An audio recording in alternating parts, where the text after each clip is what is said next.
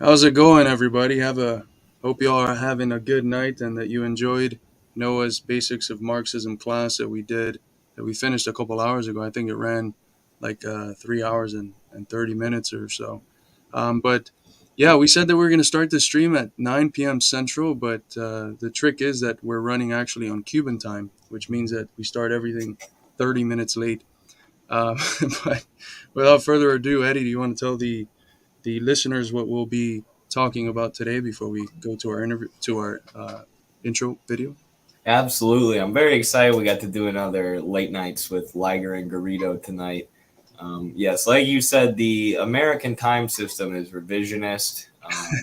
We only use the Cuban system of time, Cuban time zone, as well as the metric system, because the imperial measurement system is also revisionist. So we're being true Marxists tonight. And we're also going to talk about some cool topics, relevant topics, as well as some theory and philosophy stuff like we always do. I want to talk about the mental health system specifically. Obviously, I've done a lot of research and analysis on the American healthcare system and what's wrong with it. So today we've got a video of a therapist talking about why he left the profession of being a therapist in the mental health system. We'll also tie in an article Carlos did about the view of mental health as a chemical imbalance in the brain, and specifically depression as a chemical imbalance, as a lack of serotonin. So we're going to discuss that and be critical of the modern mental health system. Should be interesting and relevant for a lot of people. We're also going to talk about urban planning. We'll break down a short lecture on dialectics that'll allow Carlos to go off about philosophy. And if we have time, we'll talk about Tucker Carlson having his home raided by Fox News, as well as the hilarious phone call between our friends at the Gray Zone and the National Endowment for Democracy, the NED, the CIA cutout itself. So yeah, thanks for being with us tonight, folks. I hope you're excited to talk about this multitude of fantastic topics. We'll jump right into it after the intro.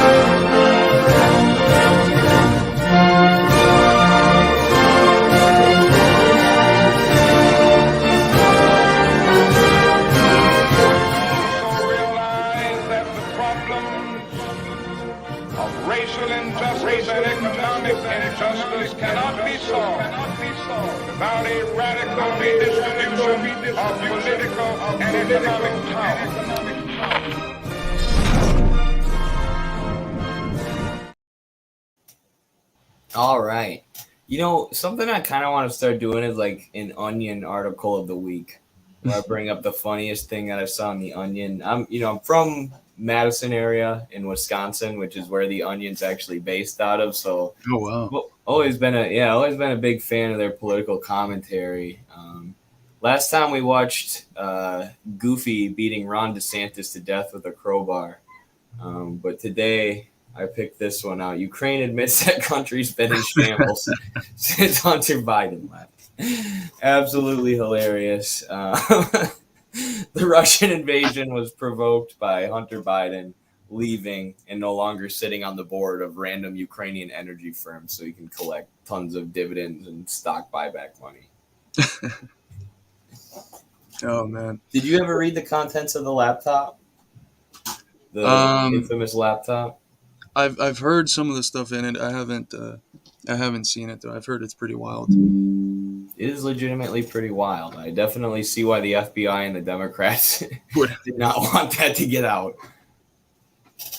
Yeah, but I mean, it is sad because as you've mentioned a bunch of times, his father's the one that basically brought into being, or one of the key agents that brought into being the crime bill.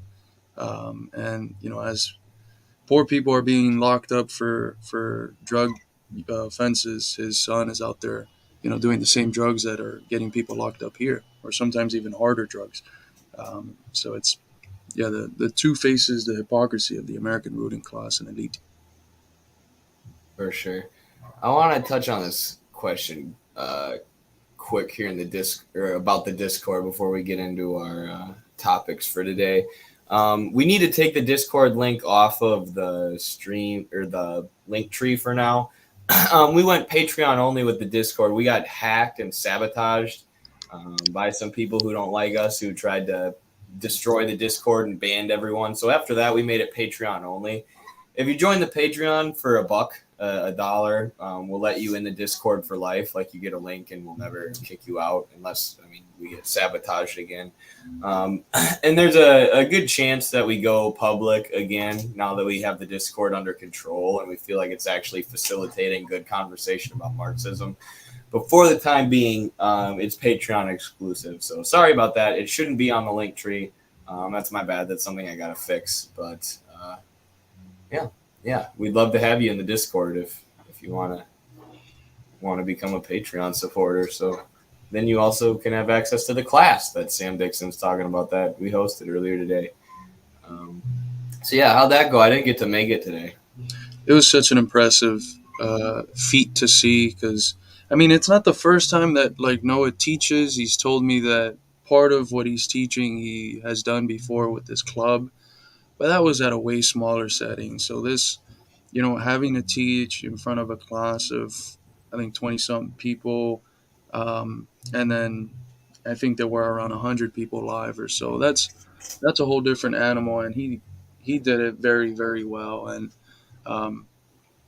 he stopped, and there was a bunch of questions just pouring in as soon as they would stop at a passage, and he addressed all of them very good and gave everyone the time of due. And one of the things that Sam was saying is that he was not only learning the Marxism, but by learning from Noah, also learning how to have patience and the sort of character that's so important for teaching, right? And for guiding people, and for working to elevate their consciousness and their understanding of Marxism. So yeah, I think Noah is such a great example when it comes to those types of things, and the teaching reflected it. And yeah, I thought the class went great. Yeah, that's awesome to hear. It's so true about teaching. You kind of have to be someone who the students want to learn from if you Right. want them to listen to you. Like, in wrestling, it's probably worse than in teaching something like Marxism. But if you cannot beat the kids physically at wrestling, it's very, very difficult to get them to listen to you or to convince them to listen to you unless you're very old. You kind of, and that's how I see Noah being so respectful, being so open to questions. It's always, there are a lot of professors, like the professor we had, economics professor, was the head of the local GOP. Once they get challenged, they get very sensitive and they start talking over you and talking loud, and sometimes not even making a whole lot of sense. So the fact that Noah's willing to engage with all those questions, I think, will be really helpful, and it'll make people more eager to learn from him, and help teach people how to engage with questions and newbies. And I've said about the class a couple times now, it's what I feel like we should be doing as an institute. That is where we should be focusing our efforts, is working, not one-on-one, but working face-to-face with people to help them develop theoretically and help them get involved with organizing, answer their questions that they have in real time, or think about them and then answer them. So yeah, it's really great. I also neglected to mention that Carlos and I are both rocking our Murder Hornet hot sauce hats.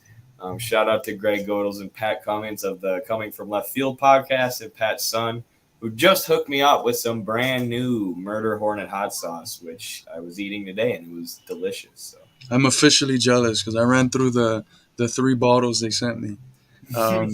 But I'll buy myself a nice set along with my is it father-in-law when it's your wife's dad? Is that what it's father-in-law Yeah, or yeah, yeah. okay, stepfather's on when it's a yeah. So I'll buy my father-in-law some hot sauce for Father's Day. I'll get myself some too. But yeah, Sam made a hilarious comment in the class, which was it's actually good. He talked about how when he approaches people that are working in order to have that like conversation that kind of begins the process of radicalization, getting them to think critically about the system. He says something along the lines of like he starts off with "Why are you sweaty, bro?" Because then that makes people think of like, well, why don't I have a air conditioner in this car that I'm working in? And it's like, well, because the company saves money from them not having to pay for this, and it gets the ball rolling. But I was joking in the chat that that was Marxism with "Why are you sweaty, bro?" characteristics that he was employing. But Jacob here says, "Hello, comrades. I just wanted to say that I'm sorry that I wasn't able to attend the Marxism class earlier today. Something rather drastic in my personal and private life occurred, which caused me to miss the event. I hope that all went well, and I'm going to do my best to catch more classes in the future." Well, I hope everything is okay, Jacob, and yeah, we do definitely look forward to having you in the next class and the upcoming classes. And if you would like to see the class, it's of course up already as a recorded video. Absolutely. Excited to have you back, Jacob, and no worries about not being there. Like Carlos said, it's up on YouTube. Someone said is talking about a situation in Davenport, Iowa, which is Mm, interesting. One of my roommates is actually from there. I spent a lot of time in Davenport. There's a building that collapsed, and it looked like there might have been some neglect on behalf of the landlord and the city planners. They've been now charged with demolishing it. The city has said they need to, but I mean that's a huge problem. I remember one of the college houses that my wrestling teammates lived in was owned by a slumlord, and like their roof was caving in. And I was mm, like, how is the city not regulating this, or like how do they have this landlord who's I mean, I'll just say it was obviously on drugs, who was running this this slum house that could have collapsed at any moment. So we're actually going to talk about city planning today, so it's relevant. But cities planning and demolition without even doing a search and rescue of the low income residents, and just one appeared alive inside. So they're just demolishing it when people live there. That's so dude. well, that's the Housing in this state of country is and Diego, our buddy, said this. Housing in this country is such a primary problem for so many people. right, and it's there's so much that goes to it because there's not only like the problem of homelessness, 600,000 people in the street, 600,000 people in the street, and 33 times as many empty homes as homeless people. But then you have this whole host of like 60% of Americans that, while being one lost paycheck away from homelessness, can join those 600,000 people. And besides that, you outside of that calculus, what's often left out in the people that are housed is the condition of the housing.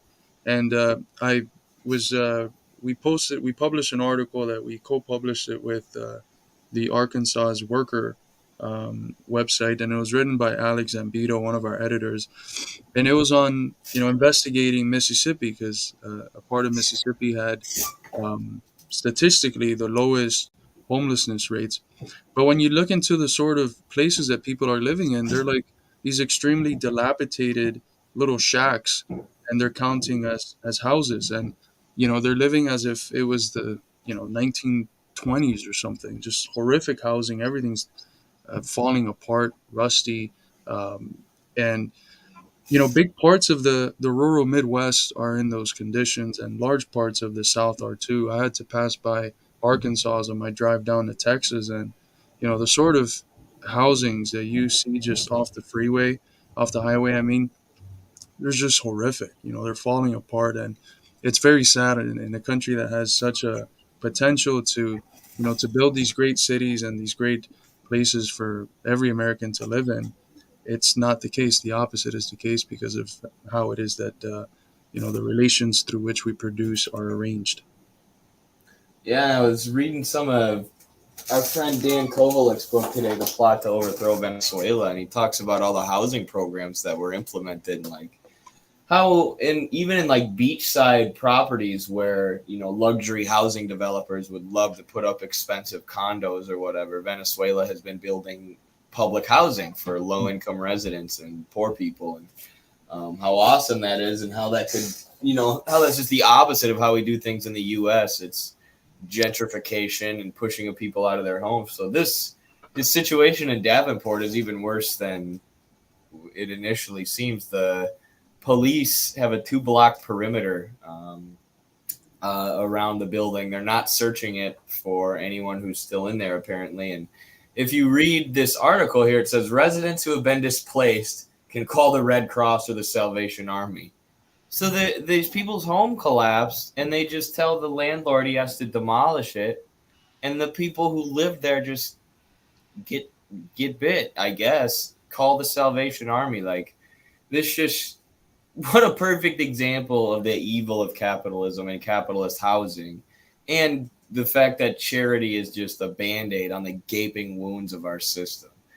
Go ahead and call the Red Cross, call the Salvation Army. They'll give you a blanket and some food and a place to stay for the night, but you don't have a house anymore. Your house just collapsed, and now we're demolishing it.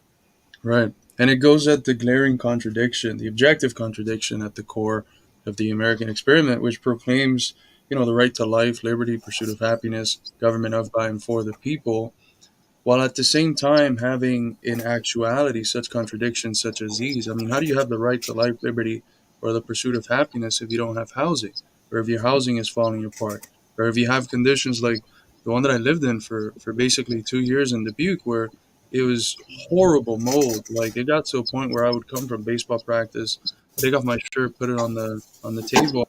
By the time I'd take a shower and come out, mold was on the shirt. Just horrific things, and I would contact the landlord, and nothing got done. It wasn't until I threatened to sue, and I talked to one of the lawyers that was teaching at the school, that they actually ended up doing something. And as soon as they did it, they jacked up the rent by like 30%. I developed health conditions in that time. I was always with asthma, and my wife also developed other conditions around that time that are still around today. And God knows what sort of effect that's going to have for the rest of our lives, because it's not generally safe to live in those conditions. And we were there for 2 years, and that's the condition of a vast majority of Americans. Yeah, and our friend Diego Rusarin, whose show I was on recently, pointed this out to me. It's such a great point. This kind of stuff, this economic insecurity, housing insecurity, is repackaged and sold to us as liberty, right? You have the liberty to leave your house and move to a new house whenever you want. You have the liberty to leave your job and move to a new job whenever you want, right? What that really is insecurity. You could lose your housing at any point and become homeless. And like Carlos said, most people, or a huge number of people in America, are one disaster away from living on the streets. You can be fired from your job and lose your access to the means of subsistence that you need to feed your family overnight. But they sell this to you as liberty, because there's a small amount of people who can get rich in this system. The insecurity that exists for the vast majority of society, who are creating with their labor all the things that make our civilization go. Their situation is extremely precarious, and you have these wealthy pundits like Ben Shapiro saying, well, that's what's great about our system. You have the liberty to lose your house and your job overnight. Sam Dixon makes a great point here. That's why the term adequate needs to be essential when talking about providing housing, education, healthcare, etc. It's not enough to have a home. It has to be adequate for adequately safe for living, for healthy living. And yeah, there's this great quote from Marx's Wage, Labor, and Capital, a short pamphlet he writes in. He wrote it for a speech, and then it turned into a pamphlet, and I believe it was 1849. But he has this passage where he talks about the relativity of what comfort is. Like, to a certain extent, before capitalism, when people were uh, before this stage of capitalism, when people were living in just this horrible, dilapidated housing, if all of their neighbors lived in the same way, there was a certain comfort to that. That was like a standard of comfort because everyone or most people were in that standard. But when you have the a development in conditions, and when you look around and everyone's living a lot better than you, even if the housing or the conditions that you have now 50 years ago would have meant comfort, because that's not where everyone else is at. Everyone's way beyond that. The standard of what comfort is has changed. So adequate housing and comfortable housing, all of that has to develop with the times. Like if everyone or a big portion of the society or portion of the society is going way richer, and you're seeing that what was once adequate is no longer adequate, Hmm, becomes less and less adequate. for sure. Red Horizon says residents were pointing out problems and showing cracks in the wall for years. Nothing was done. And that's another problem with housing, for profit housing, is there's no incentive for landlords to fix your house. Like Carlos said, it costs money to get rid of that mold. It costs money to perform these repairs. And this was a less harmful situation than a landlord allowing black mold to grow. But I remember our dryer broke once. The landlord said, if it breaks again, I'm not fixing it. It's like, well, what do you mean you're not fixing it? It says in our lease that we're paying for a dryer, but it costs them money, and they're trying to make profit, so they're going to spend as little money as they can. There are all sorts of examples, like the Grenfell Tower fire tragedy is what this kind of reminds me of in the UK, where people were saying that this apartment building was never, up the code, up the standard. And the low income residents who occupied it were talking about this constantly. They knew that they were minutes away from a disaster. And then when the fire happened, a lot of people couldn't escape because the fire escape wasn't even up to code. So a lot more people died than what they needed to. 72 people, actually. So yeah, this kind of terrible, trashy, capitalist, low income housing kills people, quite literally. So yeah, solidarity with the people in Davenport. Maybe we can mobilize some sort of a relief effort as we learn more about it. I'm pretty close to Davenport myself, so yeah, we'll keep an eye on that. Thanks for letting us know, Red Horizon. I have Let's the passage here if you want me to read it. The one that I mentioned from Marx is actually from 1847. He yeah. says, "Our desires and pleasures spring from society. We measure them, therefore, by society and not by the objects which serve for their satisfaction. Because they are of a social nature, they are of a relative nature. A house may be large or small. As long as the surrounding houses are equally small, it satisfies all social demands for a dwelling.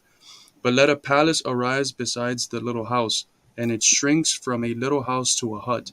If the neighboring palace grows to an equal or even greater extent, the occupant of the relatively small house will feel more and more uncomfortable, dissatisfied, and cramped within four walls."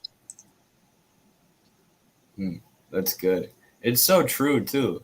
That's why the grass is always greener on the other side, or you fall into this idea that the commodity will make you happy, but it's all relative. Like you get these commodities you think are going to make you happy, and then that's just going to make you want more.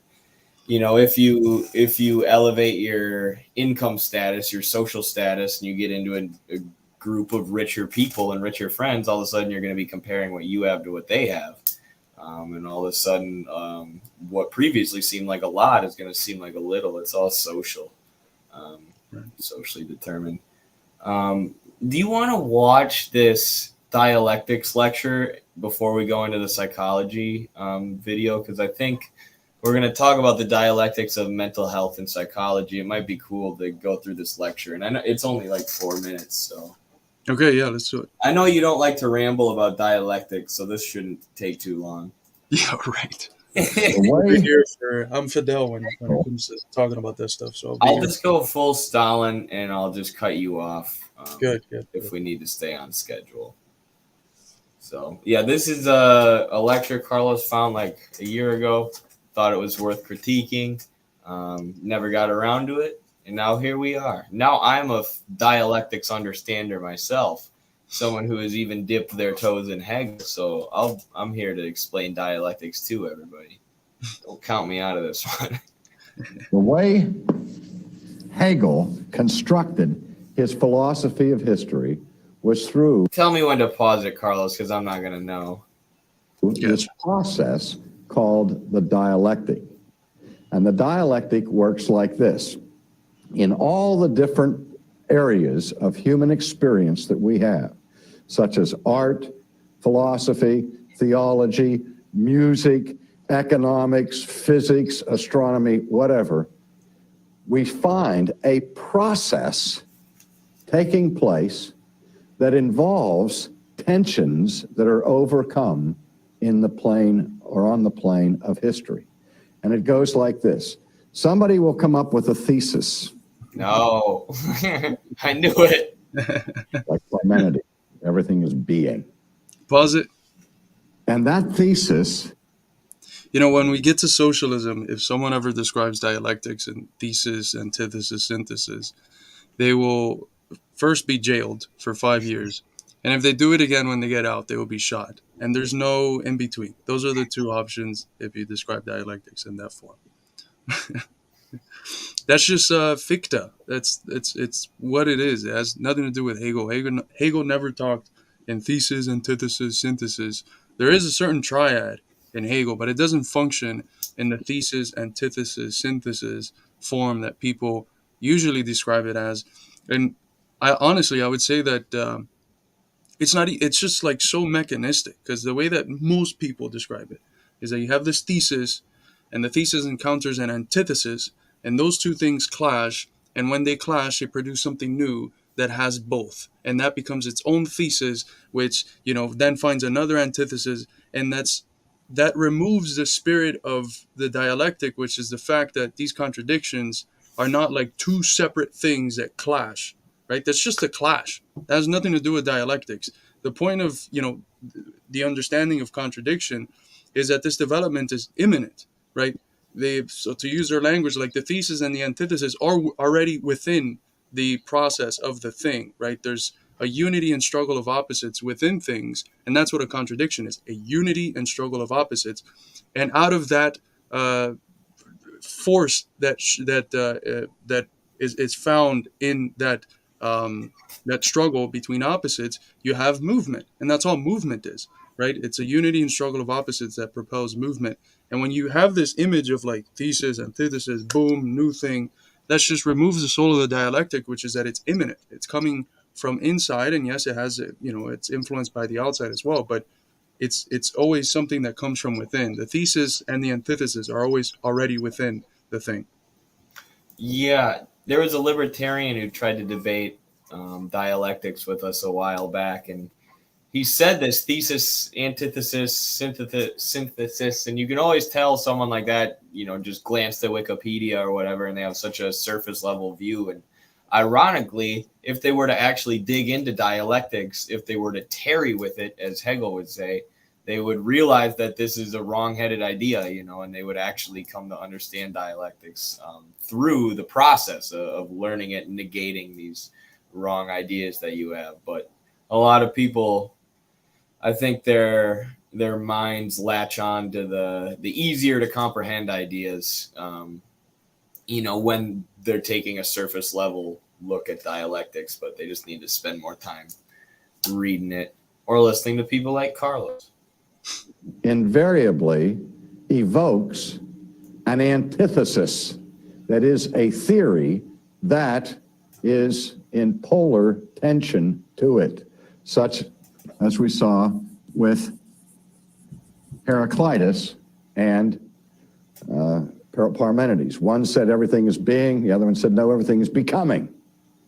So now the progress of philosophical development is stifled, and there's a blockade here because you can't get past this tension until somebody comes along and resolves the problem by creating what is called a synthesis. We saw that, for example, when Plato sought to reconcile Parmenides and Heraclitus by creating his synthetic philosophy of the two realms and so on. And then that synthesis becomes the new thesis. You pause that. And in Right. It's so mechanistic, right? But he's not wrong. Like Parmenides, these were the debates that were going on at the time. What is the status of change? And this is where I start my my book on the purity fetish, right? The debates between Parmenides and Heraclitus. For Parmenides, change is an illusion. There is everything is one, but this one does not contain the many within it.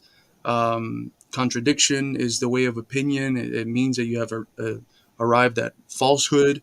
And with Heraclitus, you have the complete opposite, right? For Heraclitus, yes, everything is one, but it's a one that contains internal plurality. It's a one that contains the many. Already there's a dialectic. Everything is in a constant state of flux. He has the famous quote that you can never step in the same river twice, not only because the river has changed, it's moved, but also because the person stepping in, has also changed, right? So everything is in a constant state of flux, and it's propelled by the internal contradictions that things have. And Hegel goes on to say in his lectures on the history of philosophy that there's not one proposition from Heraclitus that he has not adopted in his science of logic, in his main philosophical undertaking, tracing out the development of the concept throughout history. So, there are these debates that arise, but what Hegel would see them as is really just one philosophy in different moments and being developed in accordance with the sort of unfolding of one moment into another. So he would say that to see these things in that way, as like, here's one, here's another one, they boom, and then there's a new one. That would be like saying that the development of a worm into a cocoon, into a butterfly, are all like, these clashes that are very external. Instead of seeing that as like different moments in the development of this thing, you're seeing it as these wholly distinct and separate entities that are fighting together with each other. And so that's one of the things that I point at is like I'm criticizing Parmenides and his influence in Western philosophy, not because I don't think that outlook played its role in its historical moment, but because that historical moment is gone, right? We have dialectics. We have a systematized dialectics, the most developed form of dialectics, which is dialectical materialism. To be delving in these forms of old philosophy is to not be doing philosophy at all, because, as Hegel said, philosophy is its era grasped in thought. And our era has developed past that, but philosophy hasn't. So in a way, like all the philosophy that's non-Marxist philosophy, I would say is not really philosophical, because it's not grasping the spirit of the time. I would only make one critique of what you said, and that's it's definitely idealism to believe that a worm can turn into a butterfly. Materialism is when caterpillars turn into butterflies. They both look like worms. So I'm not that was a brilliant explanation. I thought that's funny.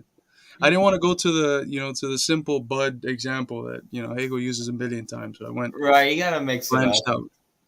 That's why I gotta do dialectics of wrestling, man. We gotta explain dialectics in every way that we can, because you can see it everywhere. Invariably, that thesis provokes what? Another antithesis, such as we saw with Aristotle challenging Plato. Now, then what happens is that this creates a roadblock for a certain period of time until somebody else comes along and takes ideas from both of these sides, works them out together, and creates another synthesis. Now, of course, what happens with that synthesis is that new paradigm or that new system or that new philosophical viewpoint becomes the basis for a new thesis. And what does that do? It provokes what, Roger? What would you guess? Another what? Antithesis, that's right. You got it. And as you can see, I'm running out of blackboard space here, but this then is resolved in another synthesis, and we can see this pattern go on. You know, the paradox here is that Hegel is objectively, I think, probably the hardest philosopher to read in the Western world.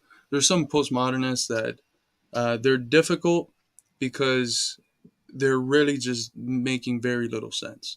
But Hegel's making a whole lot of sense, and he's still very difficult.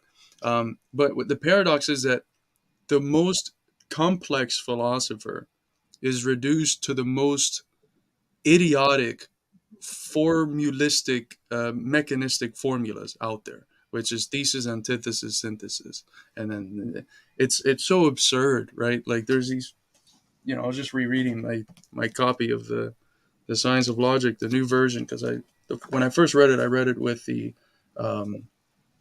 the older translation. Now there's a new one by George D. Giovanni. It's not that new; it's maybe a decade old.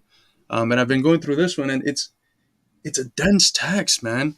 It's very dense, and you know, for people to just reduce it to thesis, antithesis, synthesis, and some Marxists do this too, which is what's very unfortunate. Well, a lot of them don't engage with Hegel, and you know, we understand that it takes a while to get to him. You know, I haven't engaged with them a ton, but like, it is worthwhile. It's complex, but it's, you know, the more you, like I said before, the more you tarry with it, the more you read it, the more you grasp it, and the more it helps you understand the world. And you realize, you know, it is a lot deeper than just this, you know, synthesis, antithesis, blah, blah, blah.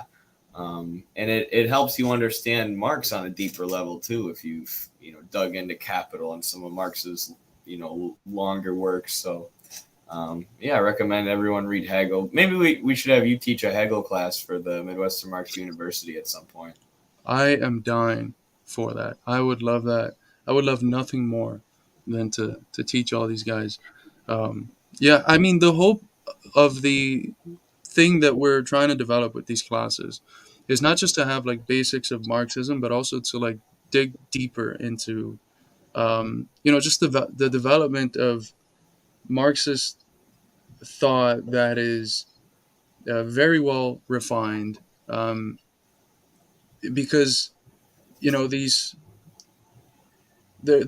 a way in which like old Marxist-Leninist theory, like manuals and stuff, they're extremely helpful for learning, but you can't just like stay there with like the comfortable conclusions and, you know, the method worked out in a very simplified manner. Like you need to refine your tools of the understanding. And there's this old comment that Gramsci used to make, which is that, you know, you really supersede an intellectual paradigm when you're able to not like beat its most perverse forms. So like the, you know, the Prax Benz or whatever other idiots, Jordan Peterson and what's the other guy, the Ben Shapiro. Ben Shapiro, right?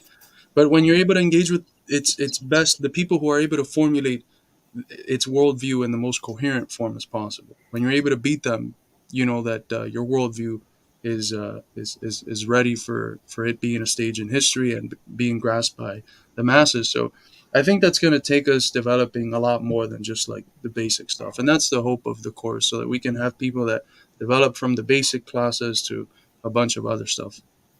It's interesting that Sam Dixon says, why do dialecticians go to therapy? Because we're going to cover a video of a therapist later and talk about the dialectics of mental health. But I don't know. Do you know the answer to this, Carlos? This riddle? It's kind of set up as a joke, no? So yeah, I feel like there's inner contradictions. There we go.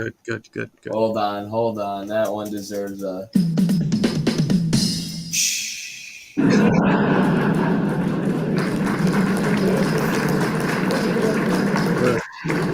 Good job, Sam. On and on and on. Well, it's much more complicated than this simple illustration that I've just given to you here with respect to philosophy, but you also have the relationship between philosophy, between religion, for example, and art. And there's a tension there, which is then resolved in philosophy. And then you have conflict between philosophy and science, which is then resolved in political theory and so on. And so you have a whole grid of these dialectics working themselves out. And what Hegel is looking for in the process of history is what he called the Aufgehoben. Now, that's just a fancy German word. You pause it.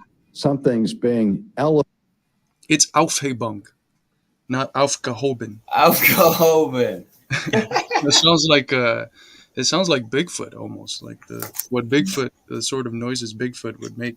But it's Aufhebung and Aufheben, they're two words in German that if you ask two different Germans what it means, one would tell you it means to cancel, and the other one would tell you that it means to preserve or elevate. And precisely for that reason was why Hegel used this term, which is central to the way he thinks about dialectics, which is the fact that that's the form that process takes and movement takes. It takes something from the old and cancels something else from the old, and what it preserves, it elevates it into a new form. And that's what in English we call sublation. There's other words that are used. I like sublation. I think it's probably the best one. People used to use superseding in old translations of Hegel, but I think sublation is probably the most universal use English equivalent of Aufhebung. And I think, and you can correct me if I'm wrong, but I felt like his example there was okay, but again, like too mechanistic. Like the contradiction between religion and science is resolved in or philosophy and science is resolved in politics. Like there are like issues, like science is fettered by capitalism, so there are things that need to be changed in politics and economics to remove that fetter and contradiction within science so that science can advance. But I feel like it's more that all of these different fields are acting and reacting on each other, and they're all part of the totality that is human society. It's not that you just have philosophy in this direct contradiction with religion until that evolves into something else. They're all part of the totality, and they're all part of what make up the whole, and they all contradict and are antagonistic with at times each other. Right, and they all produce different forms of knowledge. There's this good book that just came out by Robert Pippin. He's one of the leading Hegel scholars. It's called Philosophy by Other Means, and that's what Hegel saw art as. Like art it allows you to engage and to know things in a way that could rise to the level of like the sort of refined and elevated knowledge that philosophy allows you to understand, but it does so through other means. And he's got a very good book where he, traces out in like cowboy movies and westerns, what sorts of truths are being depicted in these other mean of art. But yeah, so it's not, again, like this, anything that tries to reduce Hegel's idea to just mechanistic clashes with things that are like distinctly separate is generally wrong. By the way, someone says here, Fetish Magic, that aufgehoben is the past tense. I don't speak German. I just know the key words to look for. So that might be the case. But what I see is primarily Aufhebung or Aufheben. I haven't seen aufgehoben, but it could be the case that it's the past tense. Again, I don't speak German, at least not yet. Before we finish the video, you want to tackle this question? Sorry if you covered this already. I just got here. Can you explain Hegel's immanent critique? Is it different than the synthesis thing? Yeah, it's very different because the synthesis thing, the idea is that you have this thesis that clashes with this antithesis it's conceived of usually as this external thing to the thesis, and that clash produces something new that's somewhat of a mix of these two things, which is a synthesis, and that itself becomes another thesis that clashes with another antithesis, and on and on and on. And that's contradictory to the essence of the Hegelian dialectic, which is that, that tension is not like encountered externally. It is something that comes from within, right? The contradiction is from within. So take, for instance, the concept of identity. Like, we think of identity as something that is distinctly different from difference. You have, like, those are two opposites. You have identity, which depicts sameness, and then here you have difference. But then when you start exploring, when you start tarrying with the concept of identity, you realize that already within identity, not externally, but within identity itself, you have the concept of difference, which it's found in the fact that identity is to be different from difference, right? And so it already contains within it that which at least at first appears to be this external thing. And that's something that's central to the development of the concept, as Hegel traces it out in the logic. And although these movements are different, um, like in the logic of being, it's like it turns into its opposite. In the logic of essence, you have reflection. You have these different forms of movement, but what's generally found in the development of the concept in Hegel is the fact that something at first appears to be external, right? It appears as if it's something else that's encountering it. But then once that is tarried with, it realizes that that which is external is actually contained within it. And in the process of realizing that unity of opposites, that's how you can develop a more advanced term. So, he starts the logic, of course, with being. Like, we conceive of pure being as this thing that's undetermined, right? It has no determinations. It's just pure being. And we conceive of it as external, as opposite to non-being or nothing.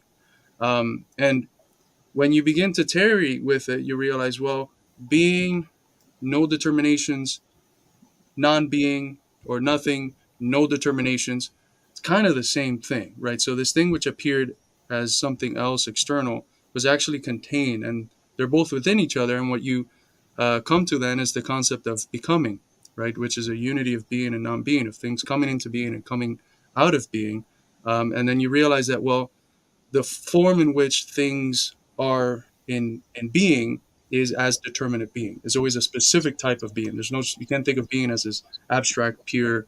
When you do so, you realize that it's empty, and in being empty is indistinguishable from nothing. And then he continues this with a bunch of other concepts, right? People love to just pick on the first movement and just stay there. And, scholars like Terry Pinkard have said that if you understand that first movement, you understand all the other ones. But it's important to note that he develops from that, dozens of other different movements and more concrete categories, more concrete forms that the concept, the idea takes in its development. Elevated to the next level, you rise above the current dilemma into the next stage of development, where you transcend the current difficulty and resolve it into a new thesis. That's the experience. The synthesis is the experience of the Aufgehoben. Aufgehoben, baby. I think you can sum up everything with this. There are two wolves inside of you. There you go. But yeah. Oh, sorry. Go ahead. What I was gonna say was incredibly stupid. There's two wolves inside of you, and their interaction leads to a new you, right? Because if you just stay with this sort of Taoist dialectic, which that's another thing to make note of. There's not one thing that is dialectic, right? Different philosophers have had different dialectics. Plato had a dialectic. Aristotle had a dialectic. Even the most non-dialectical philosophers, like Zeno of Elea, he had a certain type of dialectic, and so did Kant. And the Hegelian and the Marxist dialectics are different forms of dialectics. And the central difference that you have from like an Eastern Taoist dialectic is that those dialectics are circular, right? They participate in the sort of spurious infinity that Hegel criticized. So it's a constant circular motion of opposites. Whereas the Hegelian and the Marxist dialectic is progressive. It contains the idea of Aufhebung, sublation, the negation of the negation. The interaction between opposites doesn't stay the way that it is and keep the world in this, unending harmony of interactions between opposites. It produces change, and change is uh, takes the form usually of something progressive. That's not to say that there isn't destruction and abrogation, but what makes the dialectic different from like this Eastern circular dialectic is the fact that there's the negation of the negation. There's escape into a new uh, totality, into a new form. Mm. That's interesting because I've always thought about the yin and yang, Yeah. and some of those more simplistic dialectics and how that relates. So it's interesting to hear that. Yeah, yeah. Because the two wolves thing is a dialectic. It's you have this evil inside of you, and there's this harmony between good and evil, and whatever side you feed is the side that gets stronger. And yeah, there's just got to be that theory of qualitative change at a certain point. I guess that's kind of what Hegel adds. Yeah. And that's a deeply, that idea is deeply rooted in enlightenment, right? It presupposes a context where people are already believing in progress, in history as embodying a certain level of progress. So, in many ways, what he was doing, as he admits philosophy ought to be doing, is grasping the spirit of the age, right? He was uh, There's so formulating. many. Sorry, there's so many people now, and I don't know if this is postmodernism or what, but who will argue that there's no progress. There's no historical progress, and sometimes they'll say linear historical progress. But yeah, things don't just go in a straight line forward. But like that's such a strange idea. I mean, even from just the materialist perspective, you could say there's technological progress. There's progress in our ability to produce our means of subsistence and stuff. But also like in terms of knowledge and in terms of human development, as you mature, you want to think that you're getting smarter and you're getting better at being a person overall. And then humanity as a whole, like through the process of negation and finding out what works versus what doesn't work, think that there's some sort of progress over time, but there's so many people who will deny that. And I just feel like that's, if you don't see the beauty in change, and if you don't see the beauty in the process of change, that's all that life is. That's what it's about. So if you just see things as stagnant and dead, and what's the purpose then other than to just consume and kind of be nihilistic, honestly. Right. And the dialectical materialist form of dialectics goes beyond Hegel's dialectic, in part because it also sees that this dialectical progress is not just like a human thing. It's not just tied to like the idea that incarnates itself through human will. It's something that's found in nature. And Hegel did think that the idea externalizes itself into nature, but that's what makes Hegel's dialectic, even though it's pseudo materialist, and even though it contains, as Lenin said, the germ of dialectical materialism and historical materialism. Uh, be, what makes it idealist is that in every instance, it's the idea that is externalizing itself onto nature, and then it gives nature this dialectical life, and then once it develops in nature, it then externalizes itself onto humanity and creates history. History is that development of the idea, which in human terms is tied to the idea of freedom, and that's how he sees historical progress. And there's statements that Hegel makes in the philosophy of history where people try to reduce him to a conservative thinker. One of which is, this one is in the philosophy of right, which is that the irrational is actual and the actual is rational. But this other one that I want to talk about is the end of history one, where he says, he people claim that what he says is that we have achieved the end of history with the Prussian state. And that couldn't be any farther from the truth, and it's grounded in a very deep misunderstanding of how he's thinking about history, because his idea is that history is based on the development of the idea, and the idea is grounded on the ability of human beings to think about freedom. And you have in the East thinking about freedom in terms of the one. You have it in Greece, the thinking about freedom in terms of some are free. In the East, one is free. In Greece, and here you have, of course, Eurocentrism.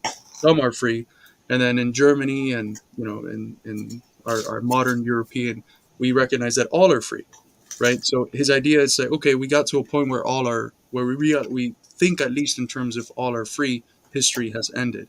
Um, it's not very correct. You have to actualize the all are free idea in order to make a claim like that. And I think that's what communism is, right? It's getting to that point where the all are free becomes a concrete reality. But yeah, there's so many misunderstandings that are tied to Hegel, and perhaps are well warranted because he's a difficult thinker. But I you was know, gonna say maybe if you didn't write like a dick. like yeah, there's this joke that he would go to his students, read the lecture, and if he'd ask them, "Do you guys understand it?" And if they said yes, he would go back and like rewrite it to make it more difficult. Say the same idea, but make it more difficult. And yeah, I mean, it was part of the time. People were writing in that way, especially in Germany, to ensure that people weren't just breezing through their text, to ensure that they were like sitting down and seriously engaging with what they were saying. And perhaps the opposite ended up happening, that people still breezed through their text and misunderstood it even more than if they had written it simply. But to get back to that, you made a really good point about people not agreeing with progress today. Um, I'll be and right back. that's that's one of the central tenets of postmodern ideology, which I think dominates our time. And it's it's not like unwarranted, because there are instances where you look today, for instance, in the U.S. We were talking about housing earlier, 600,000 unhoused people, and there's 33 times as many empty homes as unhoused. You look at these contradictions, and then you look at other societies in the past that didn't have those contradictions in that form, and you're like, well, what's the meaning of progress? Like, where the hell is progress? And you have in Du Bois's The Souls of Black Folk, the chapter where he talks about a character named Josie when he goes down to, I believe it's Tennessee. I have read it a while ago, so I can't remember where it was. But you have this girl named Josie, this black girl, who she goes to the school that he basically founds in this very, very poor town. And she has like just this insatiable thirst for knowledge. Like, she loves learning, she loves school, and he's like enamored by this girl that comes from a poor upbringing, is illiterate, and he's like teaching, and she's like fully involved in it. um, and then he visits again, I think it's 10 years or 20 years after or something, and he finds out that Josie had literally worked herself to death in order to keep up and sustain the family. She worked so hard that she died. And he has this line that people have then misinterpreted as, Du Bois being against the idea of progress, historical progress. He has this line where it's something along the line. I'm going to butcher it, but what's the meaning? Standing above the body of Josie, what's the meaning of progress? Like, where's progress if this can happen? Like, how is this different from, like, in terms of the human level? How is it different from the very dehumanizing effects that Black people suffered during slavery, where you literally have this young girl, so much potential, and she's worked to death? People have interpreted that line as him being against progress, and I think that's wrong. Because what you do have with the development of the forces of production is the potential for more freedom, and that has to be understood as a form of progress. Like, today we have the capacity to work so much less if the means of production were employed in a way that was aimed at satisfying human needs, right? And at just having like the necessary labor time be done, and not like extra time so that surplus could be accumulated, or this immense amounts of surplus that goes into the hands of a few. We could go by working maybe 4 hours, 5 hours a day, just because of the level of of industrial development and mechanization and, artificial intelligence and automation. And, that is a potentially, the potential is there for freedom, how we've never seen it before, right? For leisure time, the ability to have in that time creative activities, the potential is there for freedom, but you don't have it. And people see that contradiction and they say, progress is a myth, right? There's no such thing as historical progress. And although their sentiment is warranted in some form of reality, that the potential for freedom hasn't measured up in actuality because of the relations of production. It's not like ungrounded, but it is wrong and it's one-sided to say that there is no historical progress, because there has been, right? Right. Progress in technology and the way that could actually liberate humanity is fettered by the relations of production. So it makes sense that people would see that as stagnation, especially living in the US today, where the only technological innovations we have are like the iPhone changing size every year, Right. them adding a new attachment that makes it harder to charge your phone or whatever. So I saw you yeah. put the, I don't know if it was a TikTok or what, but you put that old thing that you had put on Snapchat of the dangle. The That was dongle, the the dongle. chode, the Oh, iPhone chode attachment. it's so stupid.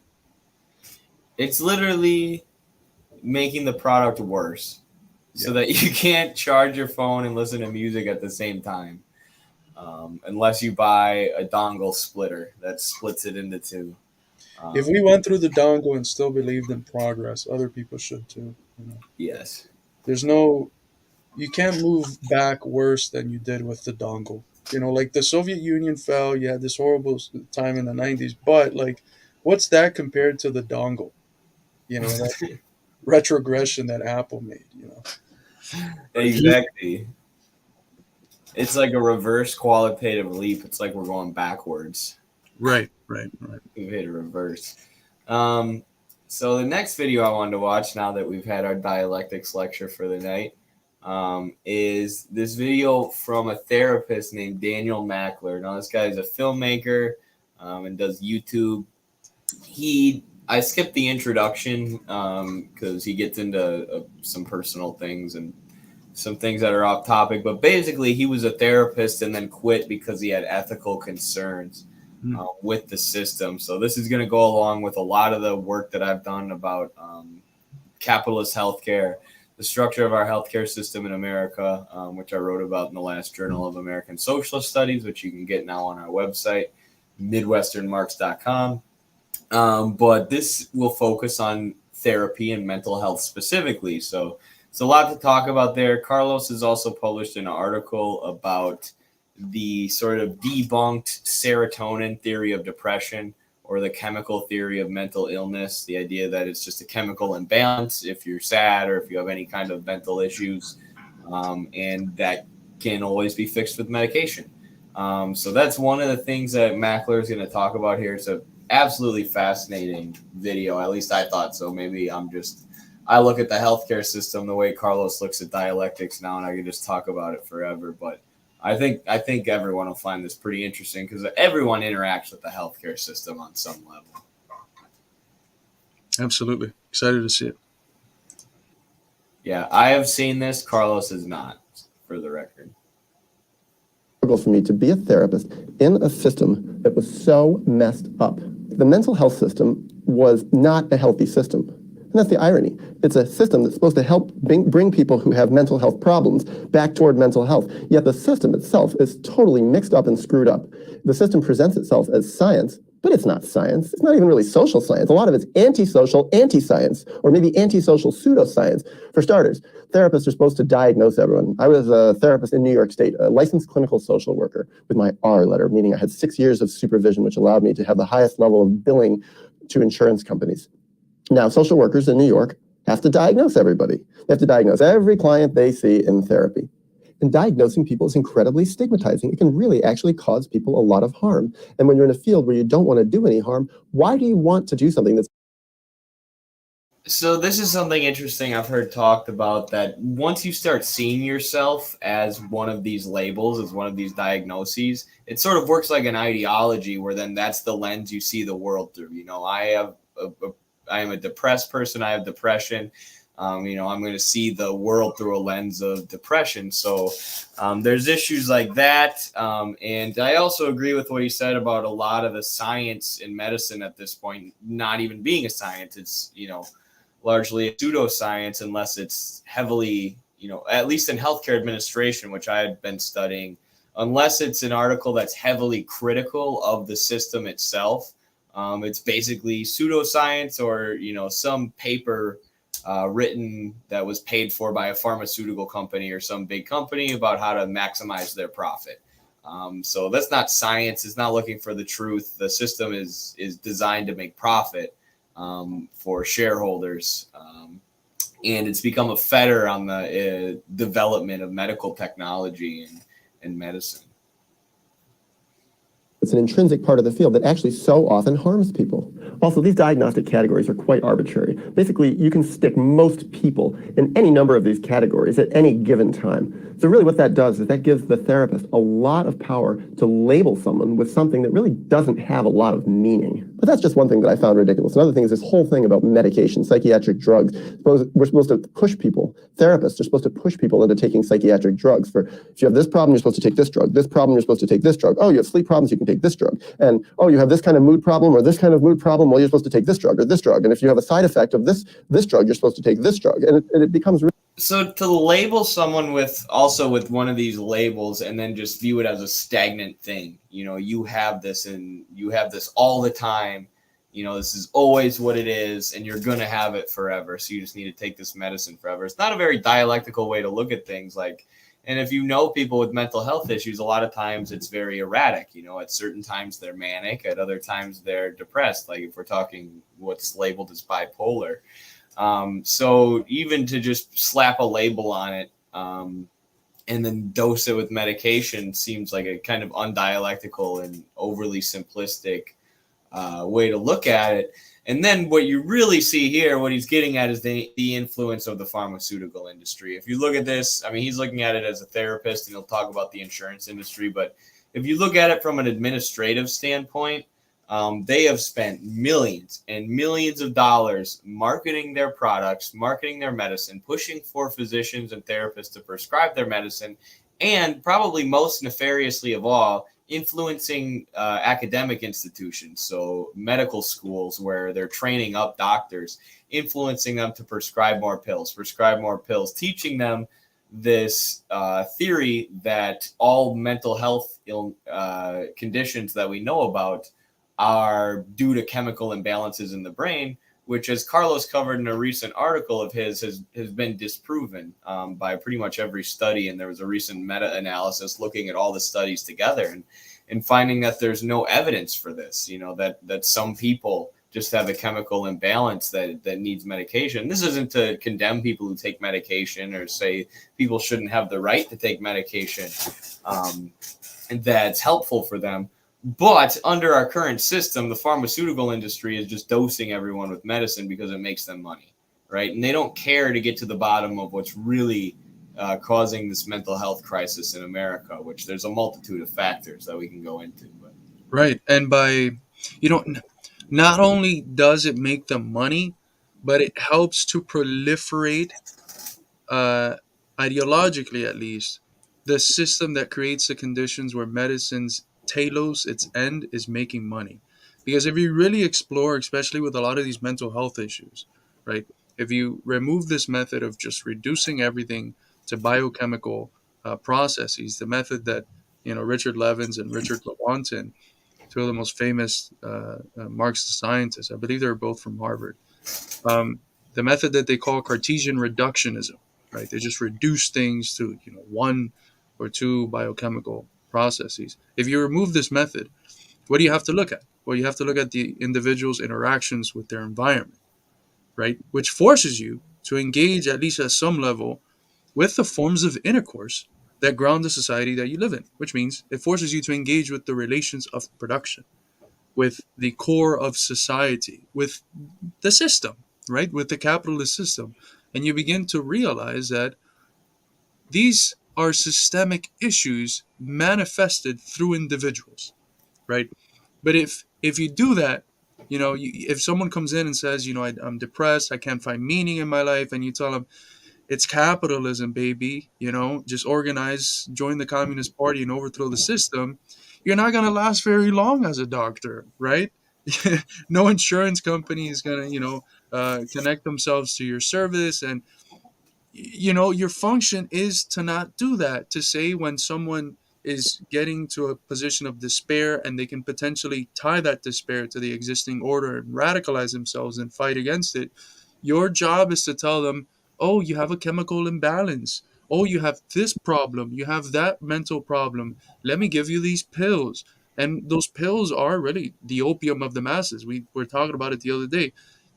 Today, opium is the opium of the masses. It's what keeps people dormant. And that's, there's not only trillions of dollars in profit in doing that, but the ideological element, we can't undermine it, which is that at least 1 in 5 adults are feeling feelings which could lead them to think critically about the existing order. And when they go to the doctor, instead of having an accurate assessment of where it is that those feelings are grounded in the society that they live in, they're just pilled up, right? So it serves that dual function, not just profit, but legitimizing the system that's based on profit accumulation and the accumulation of capital. Absolutely. Really ridiculous, especially when you consider how unhelpful and downright dangerous so many of these drugs are, and how difficult it is to get off these drugs. Now, there was another problem in being a therapist, being a social worker, being a psychotherapist, was that we were trained to help people get on these drugs, to refer them to psychiatrists or medical doctors whenever they were having any sort of problem considered outside the bounds of what we were able to help them with. Now, that really could be interpreted very broadly, such that therapists are supposed to, and often do, refer people to psychiatrists for basically just about every problem. There's lots of therapists that refer lots and lots, if not most of their clients, to psychiatrists for medication. And medication is supposed to be very helpful in tandem with... Because they're in an impossible situation as therapists. Like, they're trying to fix capitalist alienation and all these problems that are caused by the environment or by the mode of work under capitalism. Without being able to intervene in these people's lives, without being able to say, yeah, take less hours at work, or, spend less time running around and just put your kid in a daycare. Like, these are the kind of things that are giving people stress and causing brain health issues for people. And they're material things, they're social factors that could be switched, but these therapists have no capacity to fix them. Right? It stems from the capitalist system. So how do you fix somebody's alienation if the only thing you have at your disposal is pills? Pills, of course. Right. And that's not to say that we should ignore biochemical processes, but we should remove the idea that biochemical processes themselves they're separate from the external influence of the individual inside which these biochemical processes occur, right? There's a dialectical interaction between the biochemical processes and the social interactions of the individuals. You have to look at the whole thing, which doesn't, it's not like we should say no to like internal chemical reactions in individual, but just not see that as disconnected from what other sources could be leading to that, chemical transformation within people. For sure. Good clarification. Psychotherapy. No, I don't agree with that. That was not my observation. And certainly from listening to tons of clients and tons of people in my life, I see that a lot of times the medications weren't helpful at all. But therapists, we were supposed to, according to our education, get people to go to psychiatrists. We're supposed to uptalk medication, like, how waiters, to make more money, they uptalk selling alcohol because that's how they make a lot of money. Well, therapists are supposed to uptalk medication, and they never get in trouble when you uptalk medication, when you suggest to people, well, maybe you have some sort of chemical imbalance, or maybe you have some sort of biological problem that requires some sort of medication adjustment. And it sounds very scientific, and so many people buy into it. But the truth is, what really was our education in terms of medication as social workers, psychologists? It's ridiculous. It's so unscientific. It's basically, the bottom line is what therapists are trained is, when you can't deal with someone's problems, when it's too stressful, that's when you send them to a psychiatrist to get evaluated for medication. But you never get in trouble. It's considered totally within the bounds of our competency of practice, within our sphere of practice, to send people for medication evaluation. Now, where it gets ridiculous is the opposite. What about when people want to come off medication? Because lots and lots and lots and lots of clients really do want to taper down off their medication or just stop them entirely. So how do therapists help them? Well, what we're told is, oh, no, that's not within your area of competency. Don't even talk about that. That's very risky. You can get in a lot of trouble for that. And who wants to work in a field like that? And there's so many other ridiculous. That's why I'm not doing healthcare administration anymore. I cannot do it. I just can't. It drives me insane to look at the system. And like from the administration side, they know this. They know that preventative care, holistic care, looking at the environmental factors or social factors affecting a person's life is the best way to bring them healthcare and go about doing healthcare and providing it. But the question they always run into in healthcare administration is, how do we implement this? How do we implement it? Because the system is just totally captured by the pharmaceutical companies. I mean, listen to the way he describes how they're trained to treat people. They're literally just taught to get them on pills and keep them on pills. That's all there is to it. So it's a system that's entirely captured by big pharma. And for-profit companies, down to the medical institutions that are training the doctors. And the only way to stop it is a revolutionary movement that aims at changing the relations of production and fully nationalizing every healthcare company in this freaking country. And most pills have latent effects. Like they work for a specific thing and then they produce a new thing, right? And when that new thing is produced, does the doctor say, okay, let's back up, let's stop using that pill, let's go to the roots of what produced this thing, or let's try some? No, it's usually, okay, well, to deal with this new thing that was produced by this pill, we have this pill that can deal with it. So you can take this with this other pill, and then that pill produces, and so, it's all however many more pills you can add on top of people, the better, right? Because the end of medicine is not in line anymore with the Hippocratic Oath, which is, to cure the sick and prevent the things that lead to the sickness of the sick. It's under the same commodified logic as everything else, which is just let's pump out as many commodities as we can to sell as much as we can, because that's how you realize profit. Absolutely. Ridiculous things. I can go on and on and on. But I think of one. I think of someone I worked with, and this happened multiple times, but I think of, and I'll keep it kind of general and anonymous, and I'll even blend it a little. So someone who had been hospitalized multiple times. I was working with this person 3 times a week, and the person had stayed out of the hospital for about 6 months, which was the longest in their adult life they'd ever stayed out of a hospital. Well, I got a call from their insurance company. You're not authorized to see this person 2 to 3 times a week. That's considered completely unacceptable. We'll only authorize once a week. And I was like, yeah, but it's actually considering how much. So are you guys catching that? He was helping someone by listening to them, by working through their trauma. Which, if you want to hear more about trauma, I recommend Gabor Mate, Aaron Mate's dad, who's a psychologist. But he was helping someone work through their trauma via talk therapy. And the insurance said, okay, we're not going to pay for this anymore because it is working, because it is successful, and you're getting this person off of pills, which make us money. And this is exactly how the system works. It's a fetter on people's health. It really is. This is how the system works. If they can make you more sick and it makes them more profit, they will absolutely do it. And it's probably been implemented a long time ago and probably been ingrained in the medical system and the medical schools a long time ago. And this is something that I realized growing up. Some people know I had a lot of long-term illness.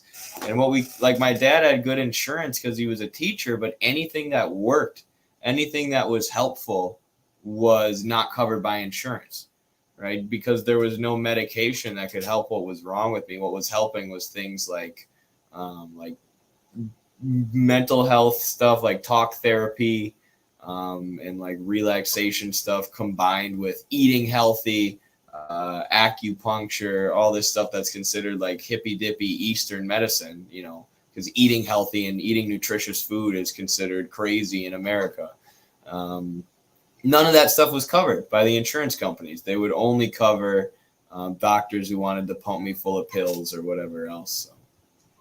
In China, they have provided a really nice synthesis of that old school Eastern medicine and New School stuff. That's the New School, of course, is, it's removed of all these functionings, right? So that, the purpose of the development of like pills and all that stuff is not profit. So like the best of the quote unquote Western medicine, and then the best of the Eastern.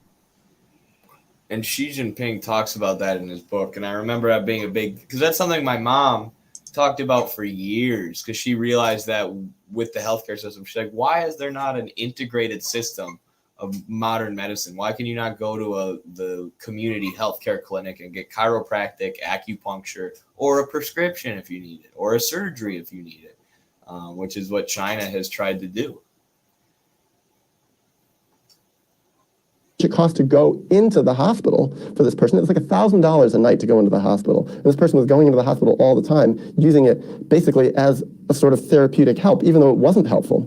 Now, how much was I getting paid? For a 45-minute session, I think I was getting paid $37 a session, $38. So basically, one night in the hospital was the equivalent of about, what was that? What's about 28 psychotherapy sessions with me?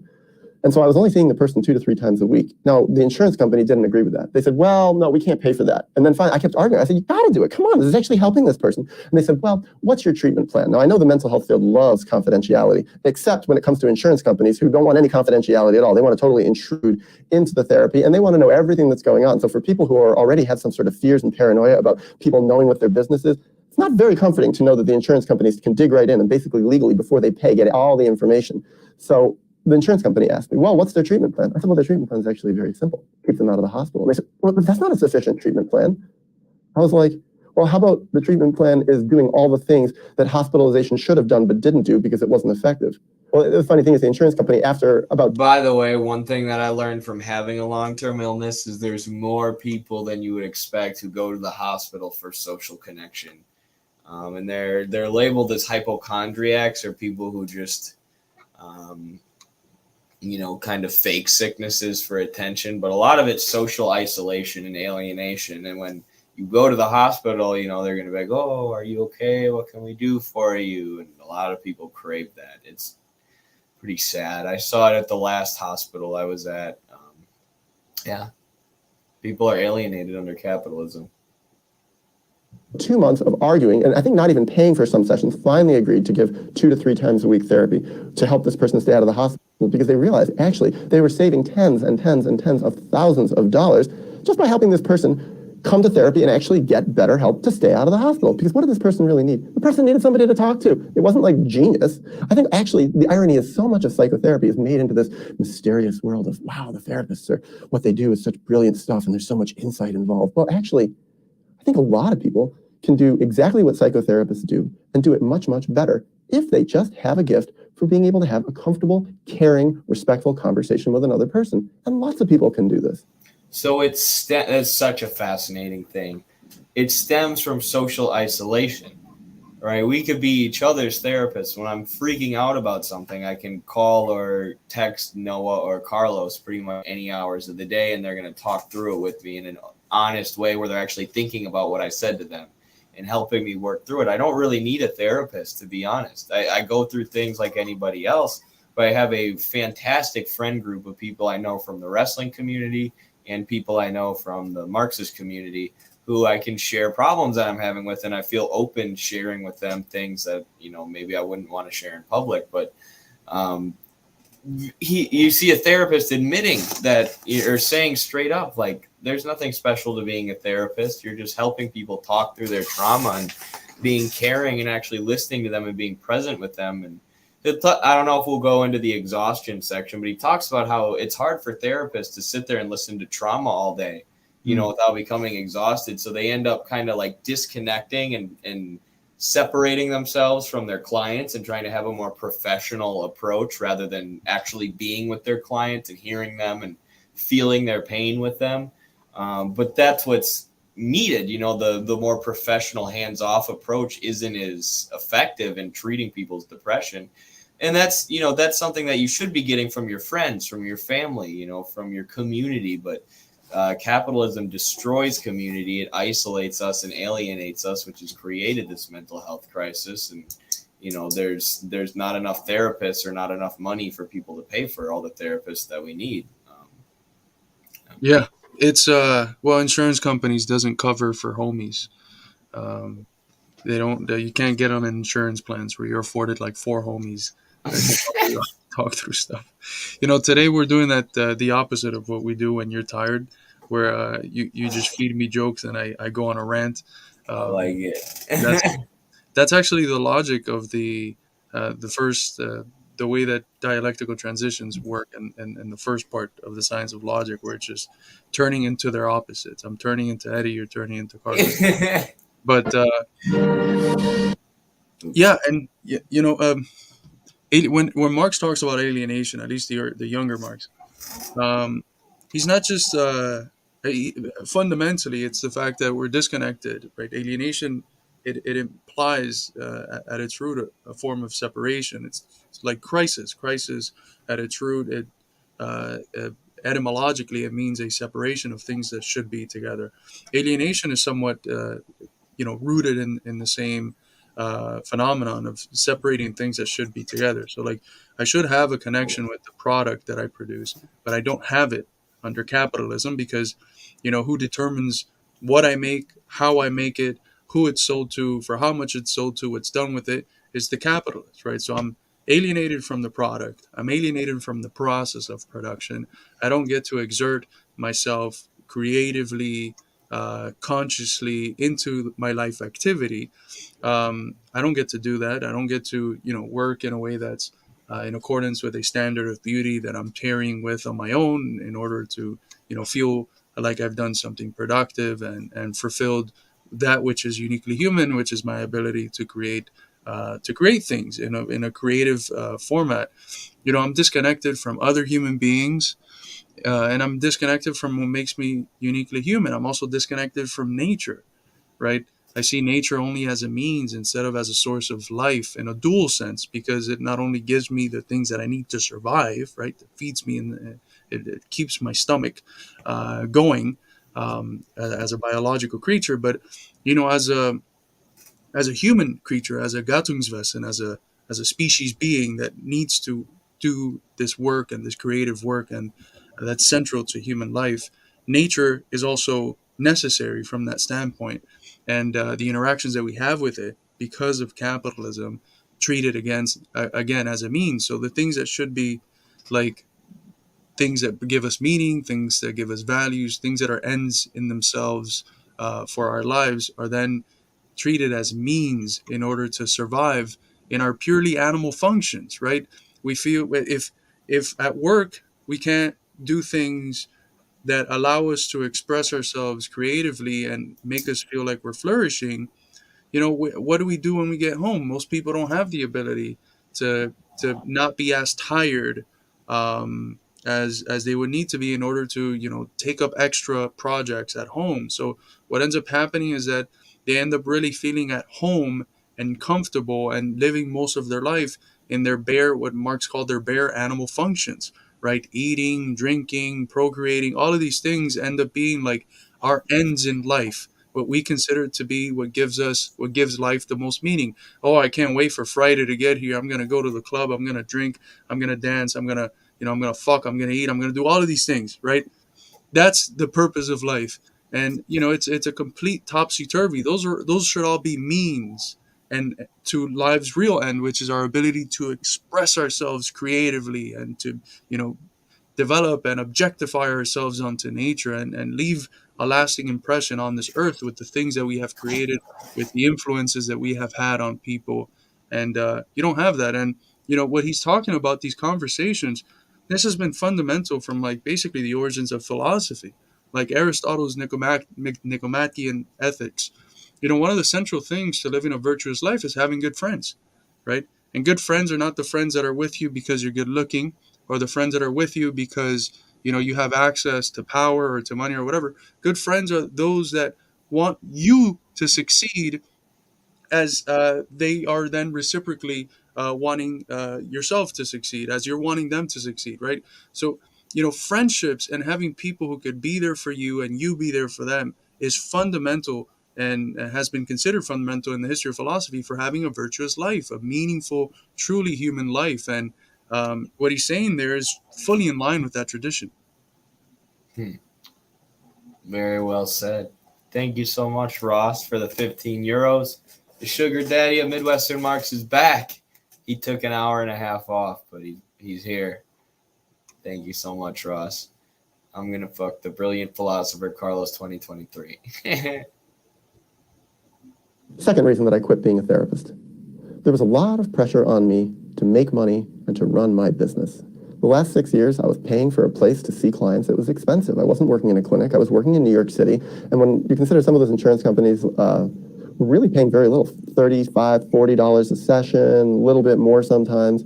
And that's if people could afford the copay. So this is a huge problem, especially with doctors who want to treat low-income patients or the patients who need it the most. But I've heard people say, surely not all doctors have bought into the logic of capital. Surely some of them are altruistic. Well, they're kind of forced to buy into the logic of capital because the vast majority of doctors own their own practice. So you either own your own practice or you work under this mega corporate hospital system, which is owned by a bunch of wealthy shareholders. So it's basically created this class of the doctors range in how much money they make, but it's basically a petty bourgeois class. They don't have as much as the pharmaceutical shareholders, but they still basically act as business owners. And that makes it so they have to prioritize profit over everything else. They have to put money first. Otherwise, they'll be outcompeted by somebody else in the market because the hospital resources are capital, right? They function as capital. It's not like these doctors, just have the security to continue running their operations and running their clinics and treating people. They have to make a certain amount of money, which means they can't serve certain people who need it if they don't have enough money. And they have to negotiate with the insurance companies all the time, which is a waste of time and costs money and resources. It is the most stupid ass inefficient system you could ever imagine in your life. It is the logic of capital taken to the utmost degree in the field of healthcare, and it is infuriating. Sometimes I'd have to write down, they just couldn't afford the copay. And so it was like, it wasn't a lot of money. And then also with a lot of the people that fee paid, I worked on a sliding scale. It wasn't a very high sliding scale. I could understand why some therapists would charge $100, $150 or more dollars a session just to survive in New York City. I just felt that was ethically wrong. I had a lot of clients who were paying more in the $30 to $40 to $50 per session range. But there was a lot of pressure on me, therefore, to see quite a lot of clients. That was exhausting. But the problem is, especially after I made my first movie, and actually it was even before that, once I started getting popular at getting a reputation for being able to work with people who were in that state known as psychosis or diagnosed with schizophrenia or bipolar 1 with mania, stuff like that, people who were considered by the system, that I hated the word, but the system that considered them mentally ill. Well, what I found is a lot of those people discovered, ooh, here's a therapist that we could talk to, and they told people about me. And even in clinics, I got a reputation as someone, ooh, this guy can work with people who have those more serious problems. He's willing to listen to them. He has a tolerance. He can sit with them. He's curious about them. They get along with them. They keep coming. They don't skip their sessions all the time. So I started working with a lot of those people, and in private practice, especially when I had much more pressure on me to make money and run a business because I had a lot more expenses. The problem is the people who had the most pain, the most problems, and the most need, the most trauma, the most difficulties in life, the most stress that it would cause a therapist were the people who could actually afford it the least. And that just always troubled me. And I really fought to work against that. I was like, I'm not going to turn people away because of their ability to pay. So I think we can probably end it there. We've been watching for 10 minutes. And it's a great video. I recommend people watch it all. But poverty induces trauma. Exploitation induces trauma, but then it also leaves people with no money. I mean, people in poverty don't have money to pay for a therapist. People who are being exploited have to save all their money so they can retire one day or just pay for their kids to have food and healthcare. People are constantly strapped for cash, which induces trauma, induces stress, induces mental and physical health problems, which then people can't pay for. So the entire healthcare system now is tailored towards the ultra rich. We have a whole bunch of specialists. super expensive specialists who you have access to if you're wealthy or you have good health insurance.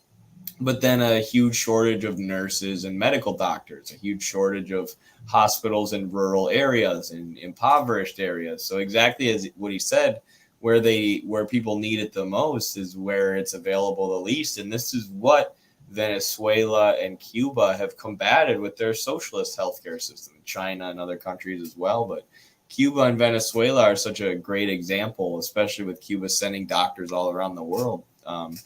Because I mean, they've set up programs like you get free medical school if you go serve in the rural regions, if you work at a rural hospital for 2 years after you graduate. This is stuff that the U.S. looks at as impossible. We just throw our hands up in the air and say, oh, 100 hospitals have shut down in rural areas in the last decade. What do we do? You know, nobody wants to work there. What do we do? Like, there are ways of getting around this. You know, offer people free medical school if they go to the rural areas. Right? It's been proven there are much poorer countries who are holding under a fucking embargo to try and stop their people from getting medicine, who have figured this shit out, who have figured out how to do a better healthcare system. The answer is socialism. They have a socialist healthcare system that's based on bringing their people the best healthcare they possibly can. We have a capitalist healthcare system that's based on accumulating as much capital and surplus value as they can for wealthy shareholders who don't know shit about healthcare and have never been to medical school in their lives. So it's a system run by dictatorial oligarchs who don't know anything about medicine. That's who's running our healthcare system right now. And you have these pundits have the audacity to say, you know, socialized medicine takes away freedom of healthcare. It's exactly what our friend Diego says. They're selling you insecurity as freedom. Right? You have the freedom to go to every doctor so long as you're super rich. Well, the vast majority of people don't have enough money to go to any fucking doctor. But I'm so glad that if one day I become a billionaire, I can choose whatever super specialist I want. Right. Yeah. And in some ways, it's such a unique problem to American capitalist imperialism, because most of the rest of the developed capitalist world has socialized medicine. And I know that the British NHS is like being privatized slowly, Well, and also it's not that they all have socialized insurance companies, but a lot of them still have private, like Canada, and they still have private doctors' offices, ambulance companies, and there are a multitude of problems that go along with that. Cuba's system is much better than those, just to be clear. And the UK system, which does nationalize more hospitals and services, like Carlos said, it's being privatized by the Tories. But that one's much better than the ones that just have insurance nationalized. But sorry, I just want to make that technical. Right. And what I was thinking is, it's such, in the U.S. at least, since the contradictions are so glaring, it's been such a easy area to radicalize people through. Like my story, I was in part radicalized by that. I had certain questions that I just didn't understand relating to my mom, and the idea that, okay, profit's in the way, was very satisfactory to why it was that certain procedures weren't able to be done to my mother. And there's tens, if not hundreds of at least 100 million Americans who have similar experience. Most Americans have similar experience, just statistically. Around 60 or some percent of people in the U.S. have that. So, and also the people within, maybe not doctors, who are in a way benefiting from the system, but nurses, right? The most radical unions in the country is one of the most radical ones is National Nurses United. Um, and it's, I think, whereas the commodification of other areas of society, you could see contradictions, but you really have to dig deep. In medicine, it's so glaring because you have to swear by this Hippocratic oath, right? Which tells you that the purpose of medicine is curing people and finding the conditions that lead to sickness and trying to prevent them.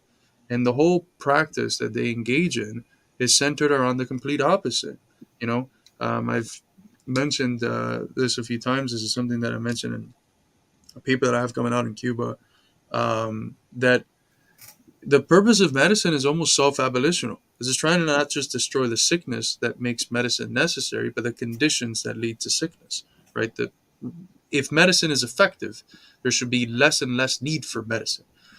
But in capitalism, the opposite, it's true. And here, people can have a drink, as they said that as soon as I say proliferate, they can have a drink.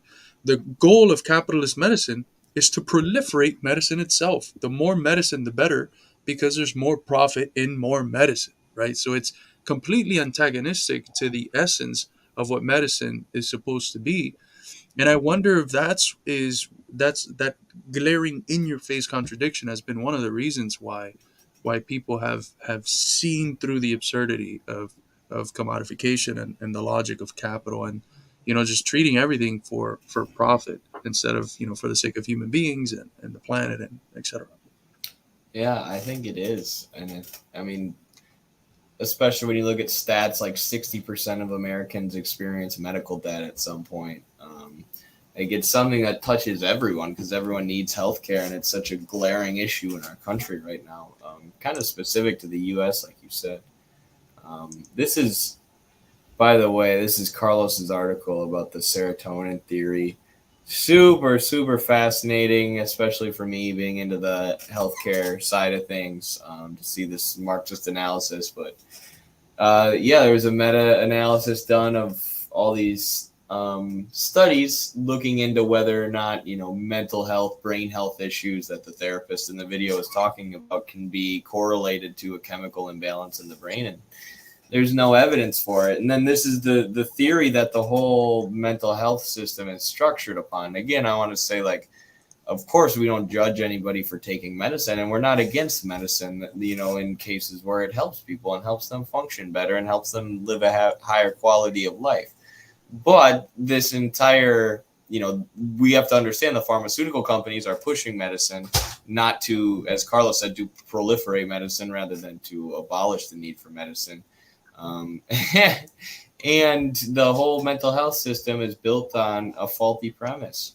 And it's a faulty premise because, like we said, the logic of capital is to make as much surplus value as possible, which is illogical and contradictory with what the goals of the healthcare system should be, to treat as many people as possible. So Jacob also sent this video. Apparently they have medical or health centers at Walmart now. So God only knows what this video is. I worked at Walmart for a while, so I'm real interested. Get up, cocksuckers. Salute the flag. Get up, everybody. No way. Joey Diaz.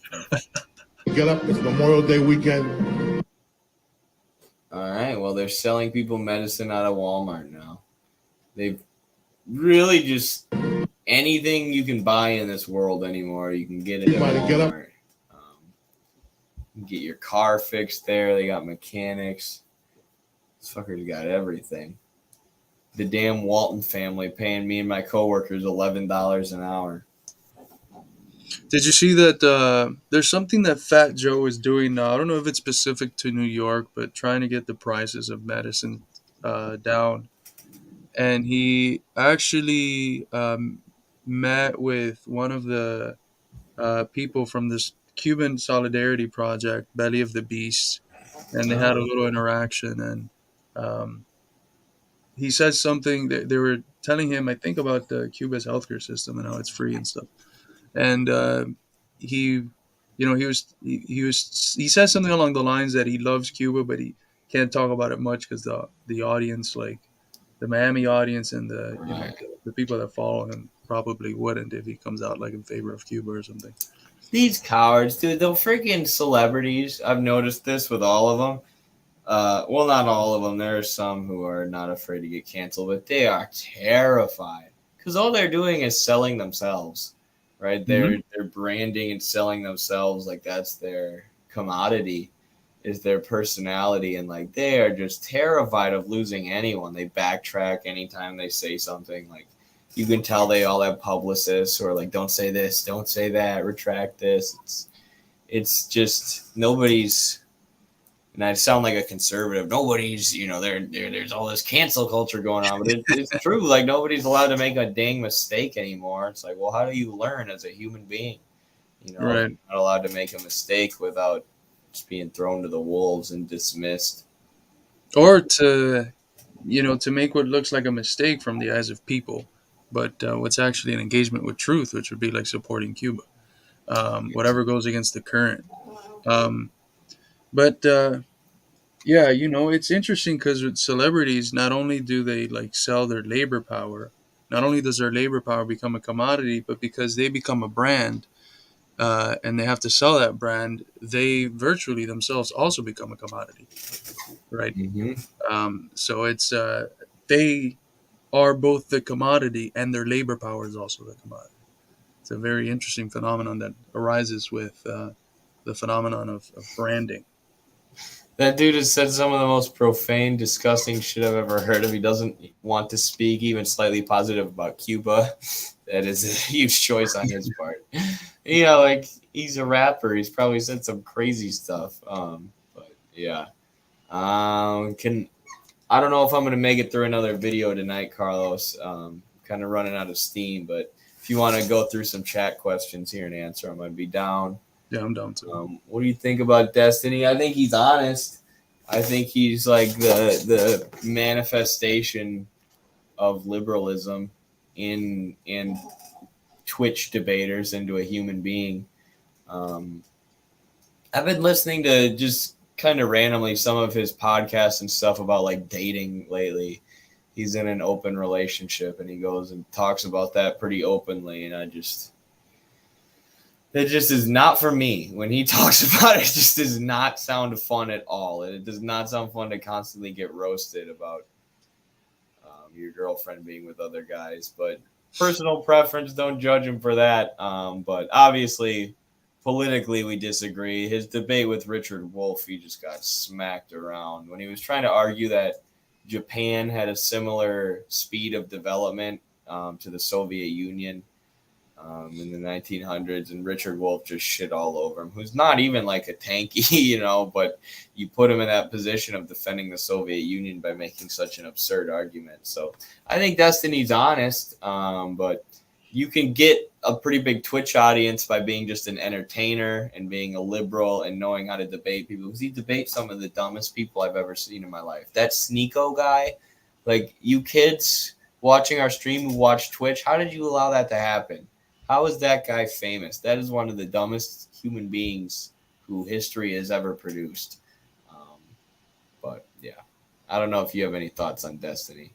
I have no idea who that is.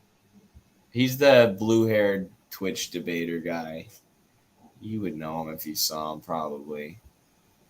Yeah, I don't know. But yeah, Sam Dixon thought the comments we were making were about Joey Diaz. Joey Diaz is anti-Cuba because he's part of the Gusano generation, but he gets a pass because he's funny. We'll make him do like stand up and podcast after the revolution. He won't get like gulag time. And we'll force him to do what he does with like the national anthem, with whatever anthem we come up with after we achieve socialism. Get up! Time to raise the hammer and sickle. Grab your balls. Grab your balls and your hammer and circle. We're fighting for the Soviets. Someone says it's better for us when we nationalize Walmart then. That's true. The more that Walmart does, the more that the People's Republic of Walmart can achieve for the masses. That's the same thing we say with Amazon. Yeah. Even the ancient Greeks had a better ethic regarding medicine. They have plenty of idealistic practice. There are a lot of ancient communities and societies in the East, native indigenous communities in America who had, like, they didn't have the level of technology, right? Which is partially what makes our system so infuriating, that we have this technology that could treat everyone, yet the relations of production don't allow us to. But they didn't have technology, but at least, yeah, like their healers, their doctors, their healthcare, to the extent that they had it, was focused on the people, on getting people healthy, on, keeping the community from getting ill. But capitalism inverts that and creates this situation, this sort of dialectical inversion, where the healthcare system is getting people sick. It's dosing people and getting them addicted so it can continue to sell them shit. So yeah, that's one place where capitalism has regressed society. The People's Mark. Actually, what's funny is that there's this book that I cite in my book on the purity fetish. It's called The People's Republic of Walmart, and it shows how Yeah. Walmart is basically a planned economy, except it's planned for profit. Um, Right. I mean, the mechanisms are there. It would just be a matter of like reorienting them from away from profit and towards like serving human need Right. and You can put democracy. little polls, like little devices in Walmart where people can vote and put what kind of products they want. So you can actually get a That's actually brilliant. Yeah. you get to adjust it. When I was reading the purity fetish, there was a part in your book where you were talking about how planning has been invented under capitalism, and I wrote in the margins, yeah, Walmart plans all their stuff, and then like 2 paragraphs later, you brought up the People's Republic of Walmart. I was like, hell yeah! I just got to stop taking notes because me and Carlos have already talked about all this stuff. But I think one of the authors follows us on Twitter. oh, Because I was, yeah, I don't remember why I was looking one of them up, and I saw their Twitter and I was like, oh wow. Um, but yeah, that's why these dichotomies that are made, they're made by Mises and they're sustained by um, many of the purity fetish socialists. That it's either planning or markets, and there's very planned markets, and there's very marketized planning. You they're not these distinct and separate categories. A lot of the times they work together, and even in pre-capitalist societies, you had this mixture of planning with market. Um, and yeah, the difference with a lot of the pre-capitalist societies, when you start going really, really back, is that the market was an uh, intercommunal market, as opposed to like a intra-communal or maybe intra. It was between communities. Like the surplus that was created by one community, they would engage in market trades with another community that had a different type of surplus, as opposed to like a market within the community itself. But you still had a market like between communities. yeah, anytime you have any kind of exchange of goods, you're gonna have some kind of market. Um, the Western left arguments against China just make no sense. They truly make no sense. They're so idealistic. And I get how people fall into them. We're surrounded by propaganda, but sometimes it's like, come on, y'all. Um, we're not doing Wall-E, you guys. No, socialism is Wall-E. Socialism is when we just tank the earth with fossil fuels, and then we all just get in a big ship and go up to the sky, and then robots feed us ice cream while we roam around in electric chairs. That actually sounds like capitalism. Like once they destroy the earth, all the rich people, can go up on a ship with Elon Musk. Except Elon Musk is a fraud and it would probably crash and be a disaster. But There's so many movies that play on that too already. There's not only Elysium, have you seen Elysium?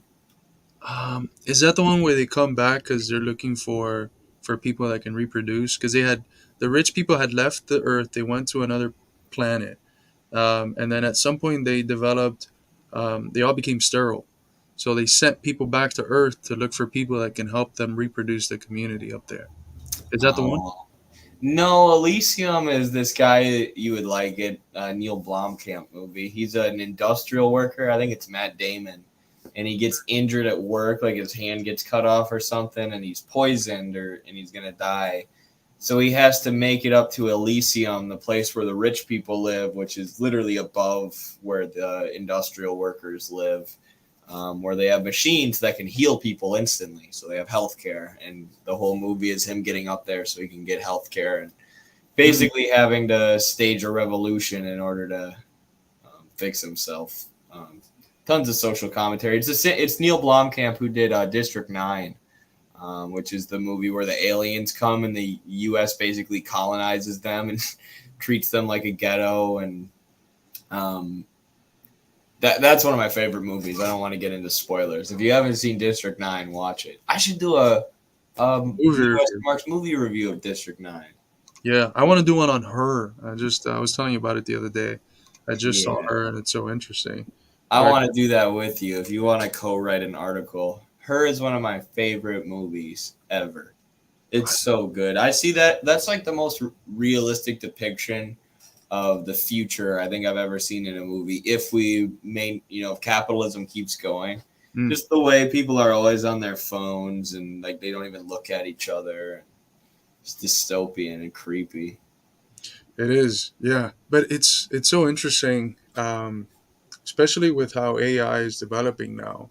Like the question of, we're gonna have to refine the question of what it means to be human, um, and also what it means to be a person, right? Because I think there's a distinction between, uh, or some theorists want to draw a distinction between the species, the human species, and personhood. Because personhood, they would argue, gives you rights. Being a human doesn't, I guess. Although they would say that every human is a person, but not every person is a human. There's a potential for personhood that can be obtained by, like, if an alien had some of the characteristics that we associate with personhood, they could be considered a person, although not a human, a different species.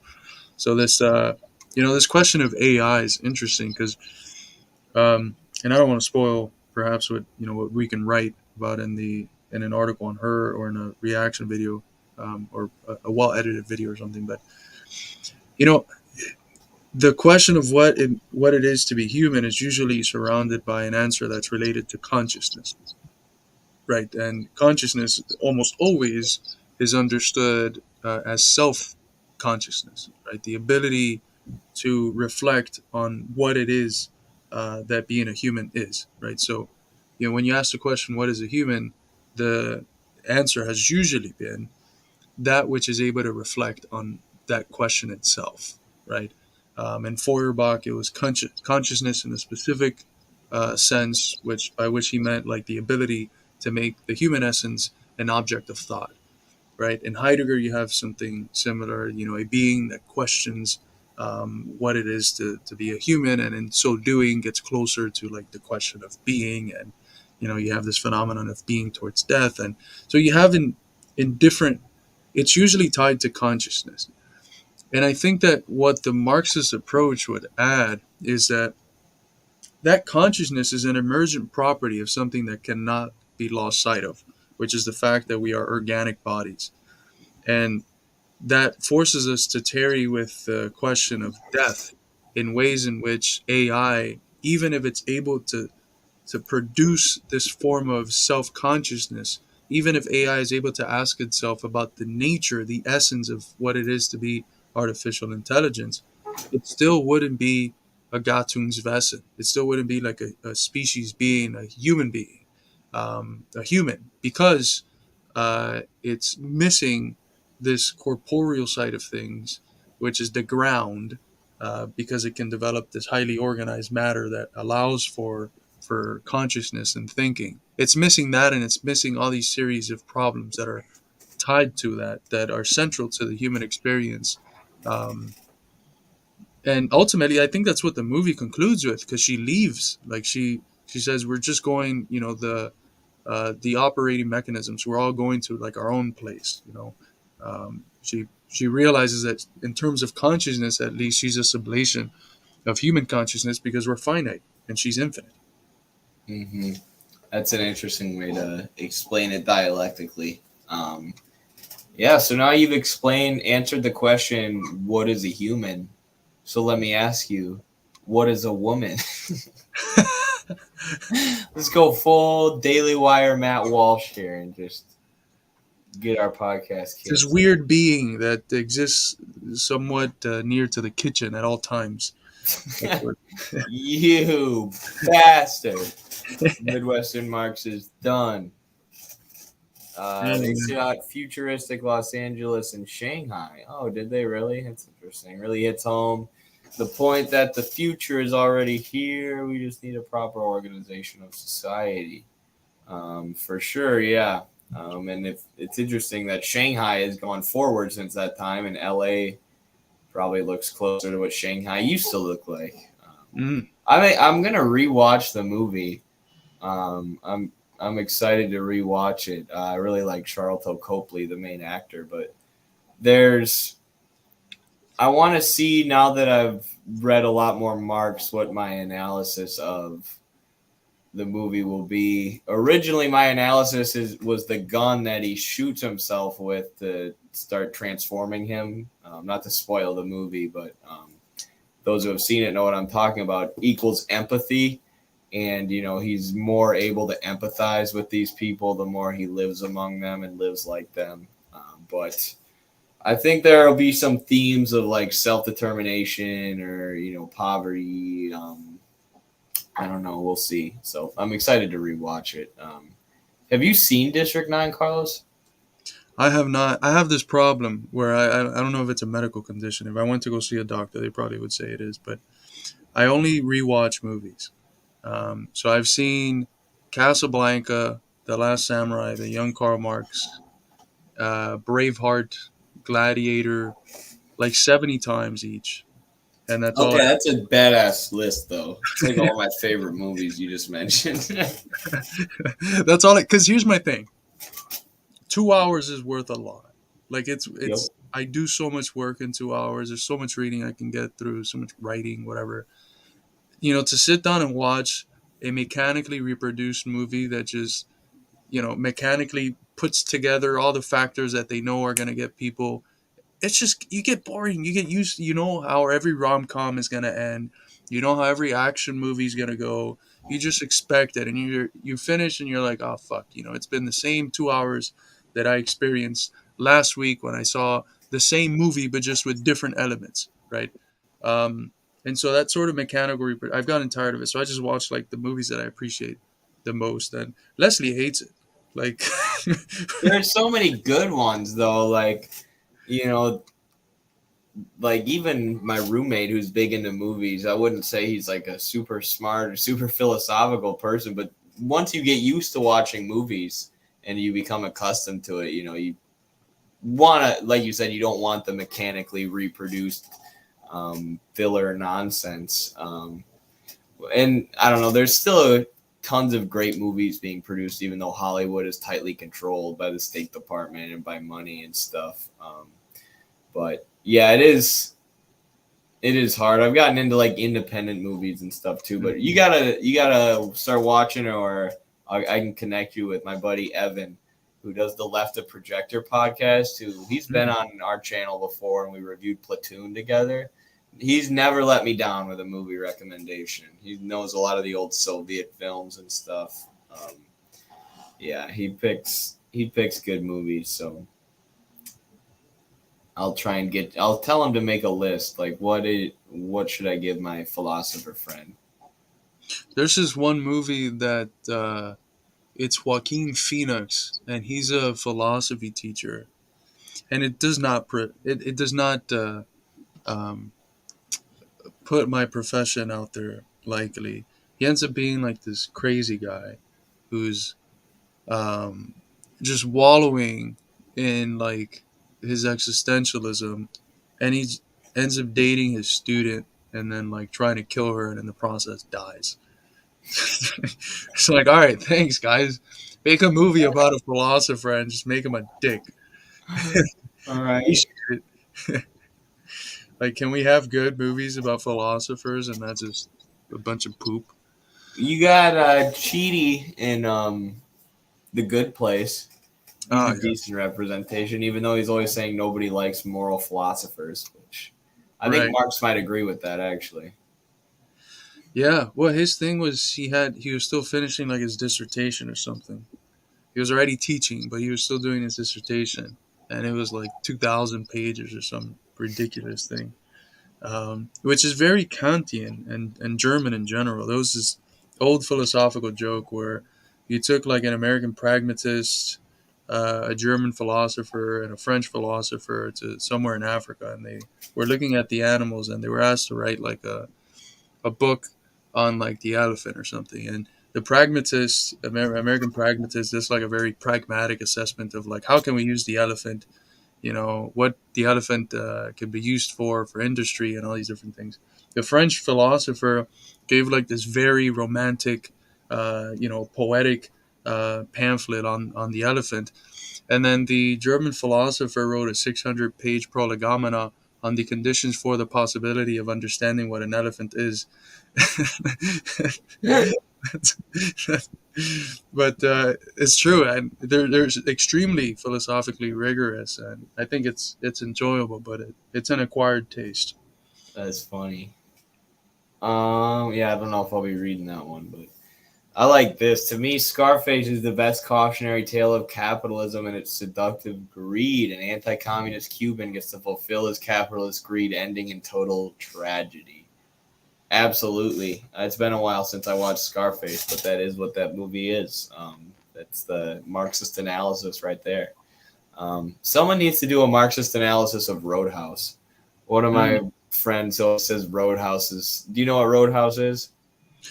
I haven't seen it, but I've seen the Family Guy Yeah. plays Oh, on right. Roadhouse and Peter. Yeah, that's all. It's just these guys try and break into a bar, and then whoever it is, it's like Jean-Claude Van Damme or some, just beats their asses for the whole movie. I was kind of kidding. There's nothing to analyze there, but this is actually this is my favorite horror movie actually ever, The Babadook. One of the best movies I've ever seen. Absolutely, the symbolism in that movie. It's like this single mom who's just overwhelmed, and the monster that comes to life like equals or represents her like depression and alienation, and it's just so well done. Babadook. Duke. Have you seen that one? Unfortunately, I'm not good with scary movies. I was trauma. It scared you? Yeah, my parents probably thought I was asleep when I was younger, and I really wasn't. And I would watch like the scary movies my mom would put on at night, and I was super traumatized. So to this day, I struggle with this. I'm good with gory stuff, like very gory. Oh, you don't mind that? See, I don't like that. That makes me like Saw. I can't watch it. Oh, like my wife likes horror films, but she doesn't like the gory. I like the gory and hate the horror films. So there's this one show on Netflix on Freud. It's so incredibly gory, and it has almost nothing to do with Freud, but it's like a play on Freud's life and um, this patient that he had, and it's so incredibly gory. But yeah, if you don't like gory, I wouldn't watch that one. But if you like it, if you like gory, check that Freud series out. It's Maybe I very will. interesting. Have you seen Parasite or Squid Game? For the record, I have seen. Oh, you have. I don't know if we did a review of Parasite at any point. Maybe one of us did, but We talked with Ramiro, I think, on a stream. oh, that's right. That movie was fantastic, and I like to link it to analysis of the DPRK in South Korea. Like the material conditions are getting so bad in South Korea that we're getting all these fantastic pieces of art, but anti-capitalist pieces of art talking about the conditions of people living there, their lack of healthcare and stuff. Like Squid Game, and then Parasite is like Squid Game was entertaining and it took the world by storm, and it was an anti-capitalist movie, but Parasite was just like such a well done, expertly crafted piece of art. The ending was fucking awesome. So yeah, I love Parasite. That's another one I'd like to rewatch again. One of the things that Parasite does, as a leftist movie, is that it doesn't just romanticize working people. Like, and that's something that's very real. Like once you have material comfort, you have the ability to like not be a dick, Parasite very clearly puts like the rich family as like they can literally afford to be nice, right? Whereas poverty leads you to such desperation that you have to do unethical things in order to get by. But I think that both Parasite and Squid Game, and maybe I'm reading too much into it, but it seems like what it embodies is more of a postmodern critique of capitalism, because it's just negation without affirmation, right? It's just a critique of capitalism, but there's no it's almost like the field is blocked off for thinking about an alternative in both movies, right? Because they both have to condemn the DPRK, Both, which yeah, is what all South Korean movies have to do because it's a dictatorship still. But right. It's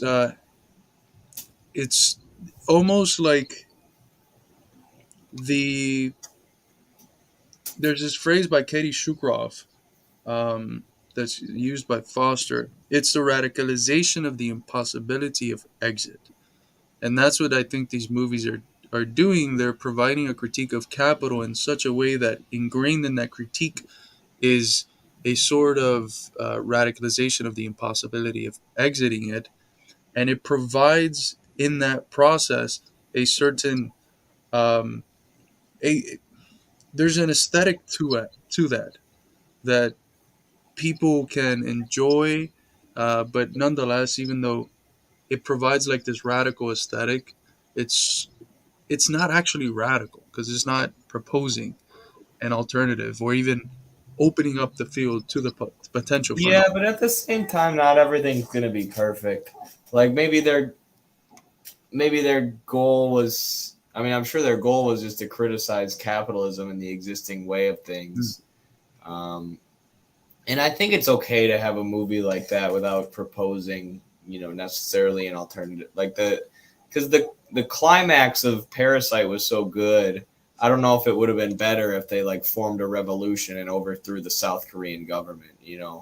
Right. Because you're just telling an isolated story. You don't have to necessarily give this narrative of history. But at the same time, the condemnation of the DPRK makes it like, well, so when someone tries to build an alternative system, you portray them as crazy and you buy into all this CIA propaganda about them.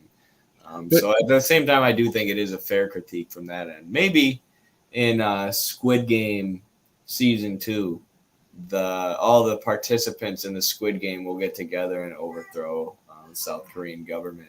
but here's the parameters, right? Here's you either have no space for imagining exit, or the exit is like the Joker, where it's this spontaneous eruption that it's almost libidinal release, no structure, no organization, no planning, and they're fine with that. That was BLM, right? That was most of the protests that we've had over the last 2 years, which is just spontaneous eruptions of angers that almost feel good. Like you have this dissatisfied attitude with the existing state of affairs. You go protest and you feel like you did your duty, and then you go back to work on Monday, right? And those are the parameters of like the leftist critique of capitalism in film, with the exception of, they mentioned it here, Sorry to Bother You. That is a real Bruce Riley. movie.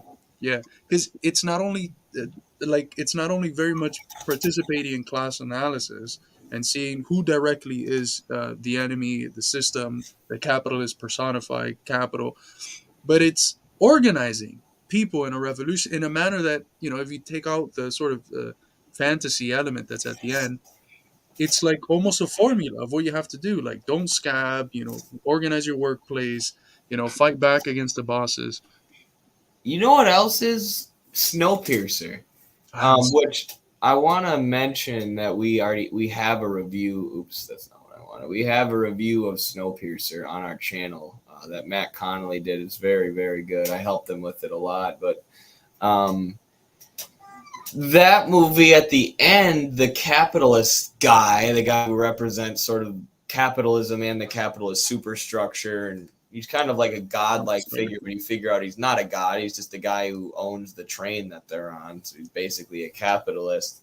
And he tells the guy, like, I planned this whole thing. You didn't actually stage a revolution. I planned it to be this way. And now you can take over the train. I just used you to thin out the population. And then he basically, I can't remember if he finds out the guy was lying specifically, but he sees like a little kid, and he sees that the whole train is based on child labor, on this one kid being stuck in the engine, and he decides to just blow the whole thing up. And then they're able, at the end, you see them leaving the train so that they can start a new civilization. So they see that the capitalist telling them that there is no revolutionary way out. They say, you're full of shit. They call his bluff. They blow up the train, and then they get that spoiler warning. Sorry, everyone. But then you get to leave. So that's another one that actually is revolutionary. And I believe that was directed by the same person who did Parasite, actually. Mm. Interestingly enough. But And yeah, do you have any other questions you want to hit on or anything you wanted to touch on? I'm getting real tired. yeah, But this is an well, awesome stream. just to clarify, I'm not like against the sort of critique that is made like in Parasite or Squid Games. I just think it's interesting to see the limits of it, right? Yes, that's true. Because Right. Sorry to Bother You wasn't anywhere near as like marketized as either of those two. Right. And Critique of Capitalism is really good, but capitalism is okay with Critique of Capitalism. You know what it's not okay with is showing that there could be an alternative. It's even okay with like spontaneous eruptions, like what you see in the Joker. It's not okay with organizing for an alternative, with conceiving of the possibility of an alternative. What was that famous event where the workers were getting together and organizing and striking, and an anarchist? It was in America, I think. An anarchist threw a bomb, and it hit a bunch of people, and it got blamed on the workers and blamed on the communists. So like this one anarchist like expression of extreme anger at the system basically fucked over all the workers. Is some event in the early 1900s or late 1800s in American history. Well, the Haymarket riot, where you That's had, what it was. yeah, Yeah. but they have argued that the anarchists who they charged, which were seven, they had nothing to do with the bomb. The bomb was like set up by the police to frame those guys. Because like anarchism now is like this, like teenage uh, ideology, this very infantile internet ideology. It's turned to that. Um, it's Bolshism. Uh, but like in the 19th century, in the U.S. and in certain parts of Latin America, the anarchists were very much grounded in the labor movement. So there was still like possibility of working with the anarchists because they were like the guys that were organizing um, the workers in you know quite correct ways. And a lot of the time, this is before like Marxism, Leninism is even a thing. Like William Z. Foster and Noah had a really good response to this earlier because someone, uh, Shaya Bitsivi, a frequent viewer, she asked Noah about um, Foster's transition from anarchist to Marxist Leninist, and he gave a good response. But Foster was an anarchist. He was a syndicalist, right? The difference is that those are anarchists that are workers, leading workers' movement. The anarchists today are like a bunch of internet people that are, a lot of the times not even old enough to have a job. Oh, it's so true. In our kitties. Yeah, I think this was a great discussion. I also got some really good ideas. Like, I'm excited to start working on this District 9 review. I'll probably start watching District 9 as I fall asleep today. So I'm sure a lot of people tuned in for Noah's class today rather than the live stream, or maybe they were elsewhere watching other live streams, but we still had some great numbers. Appreciate all the mods, all the people in the chat who are here. Appreciate all the super chatters. Check out our institute's website. Check us out on other platforms. I'm working on my new book that'll be out soon. Carlos's new book is available on Patreon and MidwesternMarks.com. Yeah, I'm really, really excited to see what you guys are going to think of this book. There's some novel research that I'm doing in it in terms of how the U.S. uses, at least novel, and I don't think anyone's written about it because I can't find it, but how the U.S. uses Colombia to launch regime change efforts into Venezuela, and how they use Colombia to bribe skilled Venezuelan workers to leave the country, while also dumping tons of credit into Colombia that basically debt traps them and makes them indebted and subservient to Western financial institutions, and really limits even what a socialist president like Gustavo Petro is able to do. So I'm really excited about that chapter specifically.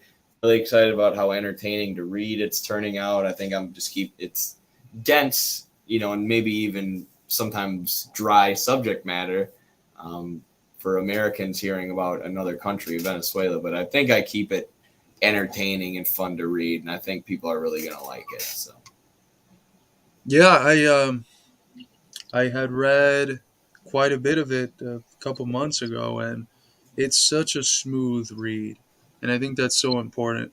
Um, that's so important nowadays, and it's such a good way um, to take in information because you start with discussing the reason why you got interested in researching Venezuela, and the title of the book is a play on uh, the answer we usually receive when we say we're social or communist, which is what about Venezuela?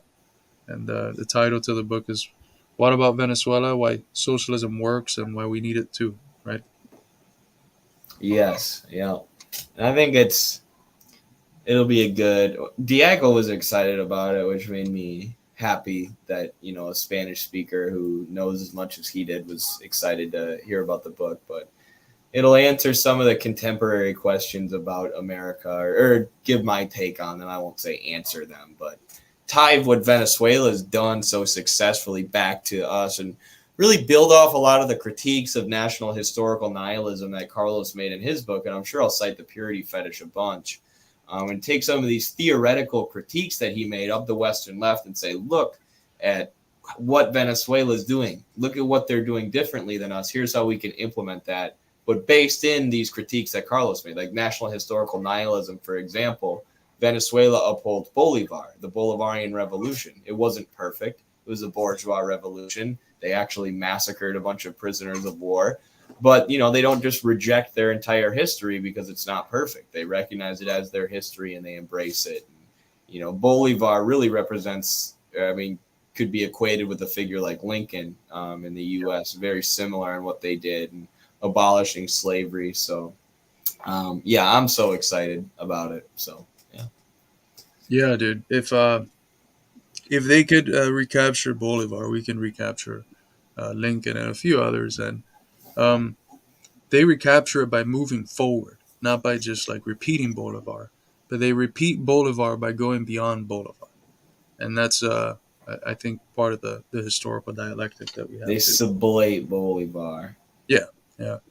So They, that's how to do it, right? There's no such thing as abstract socialism. You can't copy and paste. Like we can't be Bolivarian socialists in the U.S. Dude, there are people in the U.S. who say they're like, and I get people read Juche, love Juche, respect for Juche, but Juche is socialism with Korean nationalism, Right. right? And there are Americans who say I follow Juche and we should implement Juche in the U.S. And it's like that doesn't even make sense. Right. And they try to tell you that you know that Juche is like not that Juche is just about applying things in their condition. Yeah, but that's the part of Juche that's the Marxism Leninism. The what makes Juche Juche is the application of the Marxism Leninism to the Korean specific The things national they're form. developing. Right, to the national form. The socialism is the content, the national form is Korea. And so it's yeah, like read it, learn from it, because we have to do the same thing, not like with Korea in the US, but with the US, which is difficult as hell because we have as heterogeneous of a population as you can get. Like, Yes. we're an extremely diverse country, which means that whereas in other countries, like, you know, they could take their socialism and give it a national form. Maybe here, in order to give it a national form, we have to understand how to give it regional forms first. Um, and that's so that just makes you know our the concretizing analysis is much harder because it's a more concrete totality in the sense that it contains more diversity. That's all that the concrete is. There's almost identical phrases in Marx and Hegel that the concrete is the concrete is that which contains many determination, and we have as a very diverse country much more determination than uh, That many other. regional form of class struggle in the U.S. might be something worth developing further and writing an essay about, because we've been talking about that forever.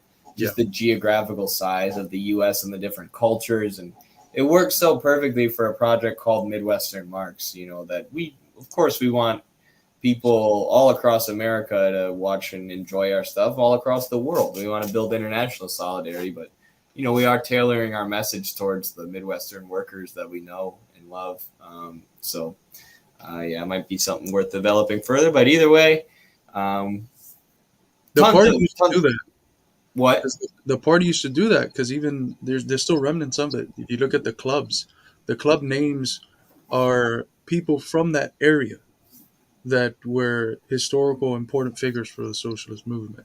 Swamp communism with bayou characteristics. My buddies from Louisiana will love that. My roommates from there. Yeah.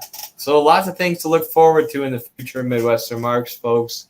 The Institute is going to continue to develop and make new theoretical advancements and interact with our awesome audience who always keeps us honest and who is a legitimate group of people who don't just believe everything we say and act like a bunch of sycophants, like Vouch fans, but, you know, hold us accountable and engage in debates with us and, you know, are active members of the project. So we appreciate you all. With that, I think we'll play That's the Way the World Goes originally by John Prine, rest in peace. Oh, man, he's such a beast. By Justin Vernon, a.k.a. Boney Bear.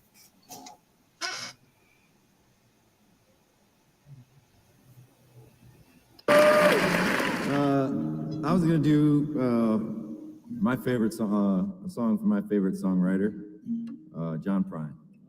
Woo!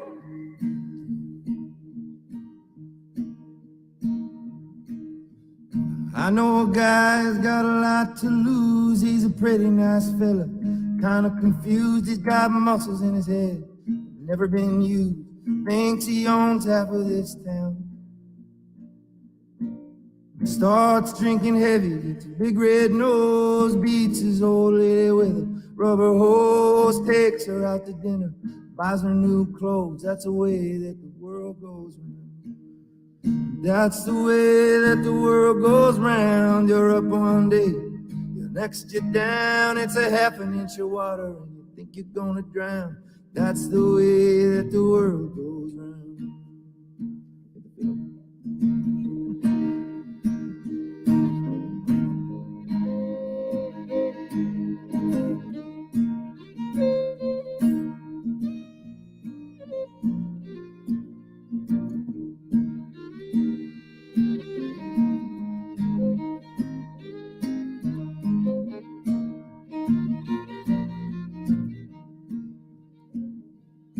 I was sitting in the bathtub, counting my toes when the radiator broke. Water all froze, I got stuck in the ice without my clothes, naked as the eyes of a clown. I was crying ice cubes, hoping I'd choke when the sun came through the window. The ice all broke, I stood up and laughed. I thought it was a joke. That's the way that the world goes round. That's the way that the world goes round. You're up one day, the next you're down. It's a half an inch of water, you think you're gonna drown. That's the way that the world goes round.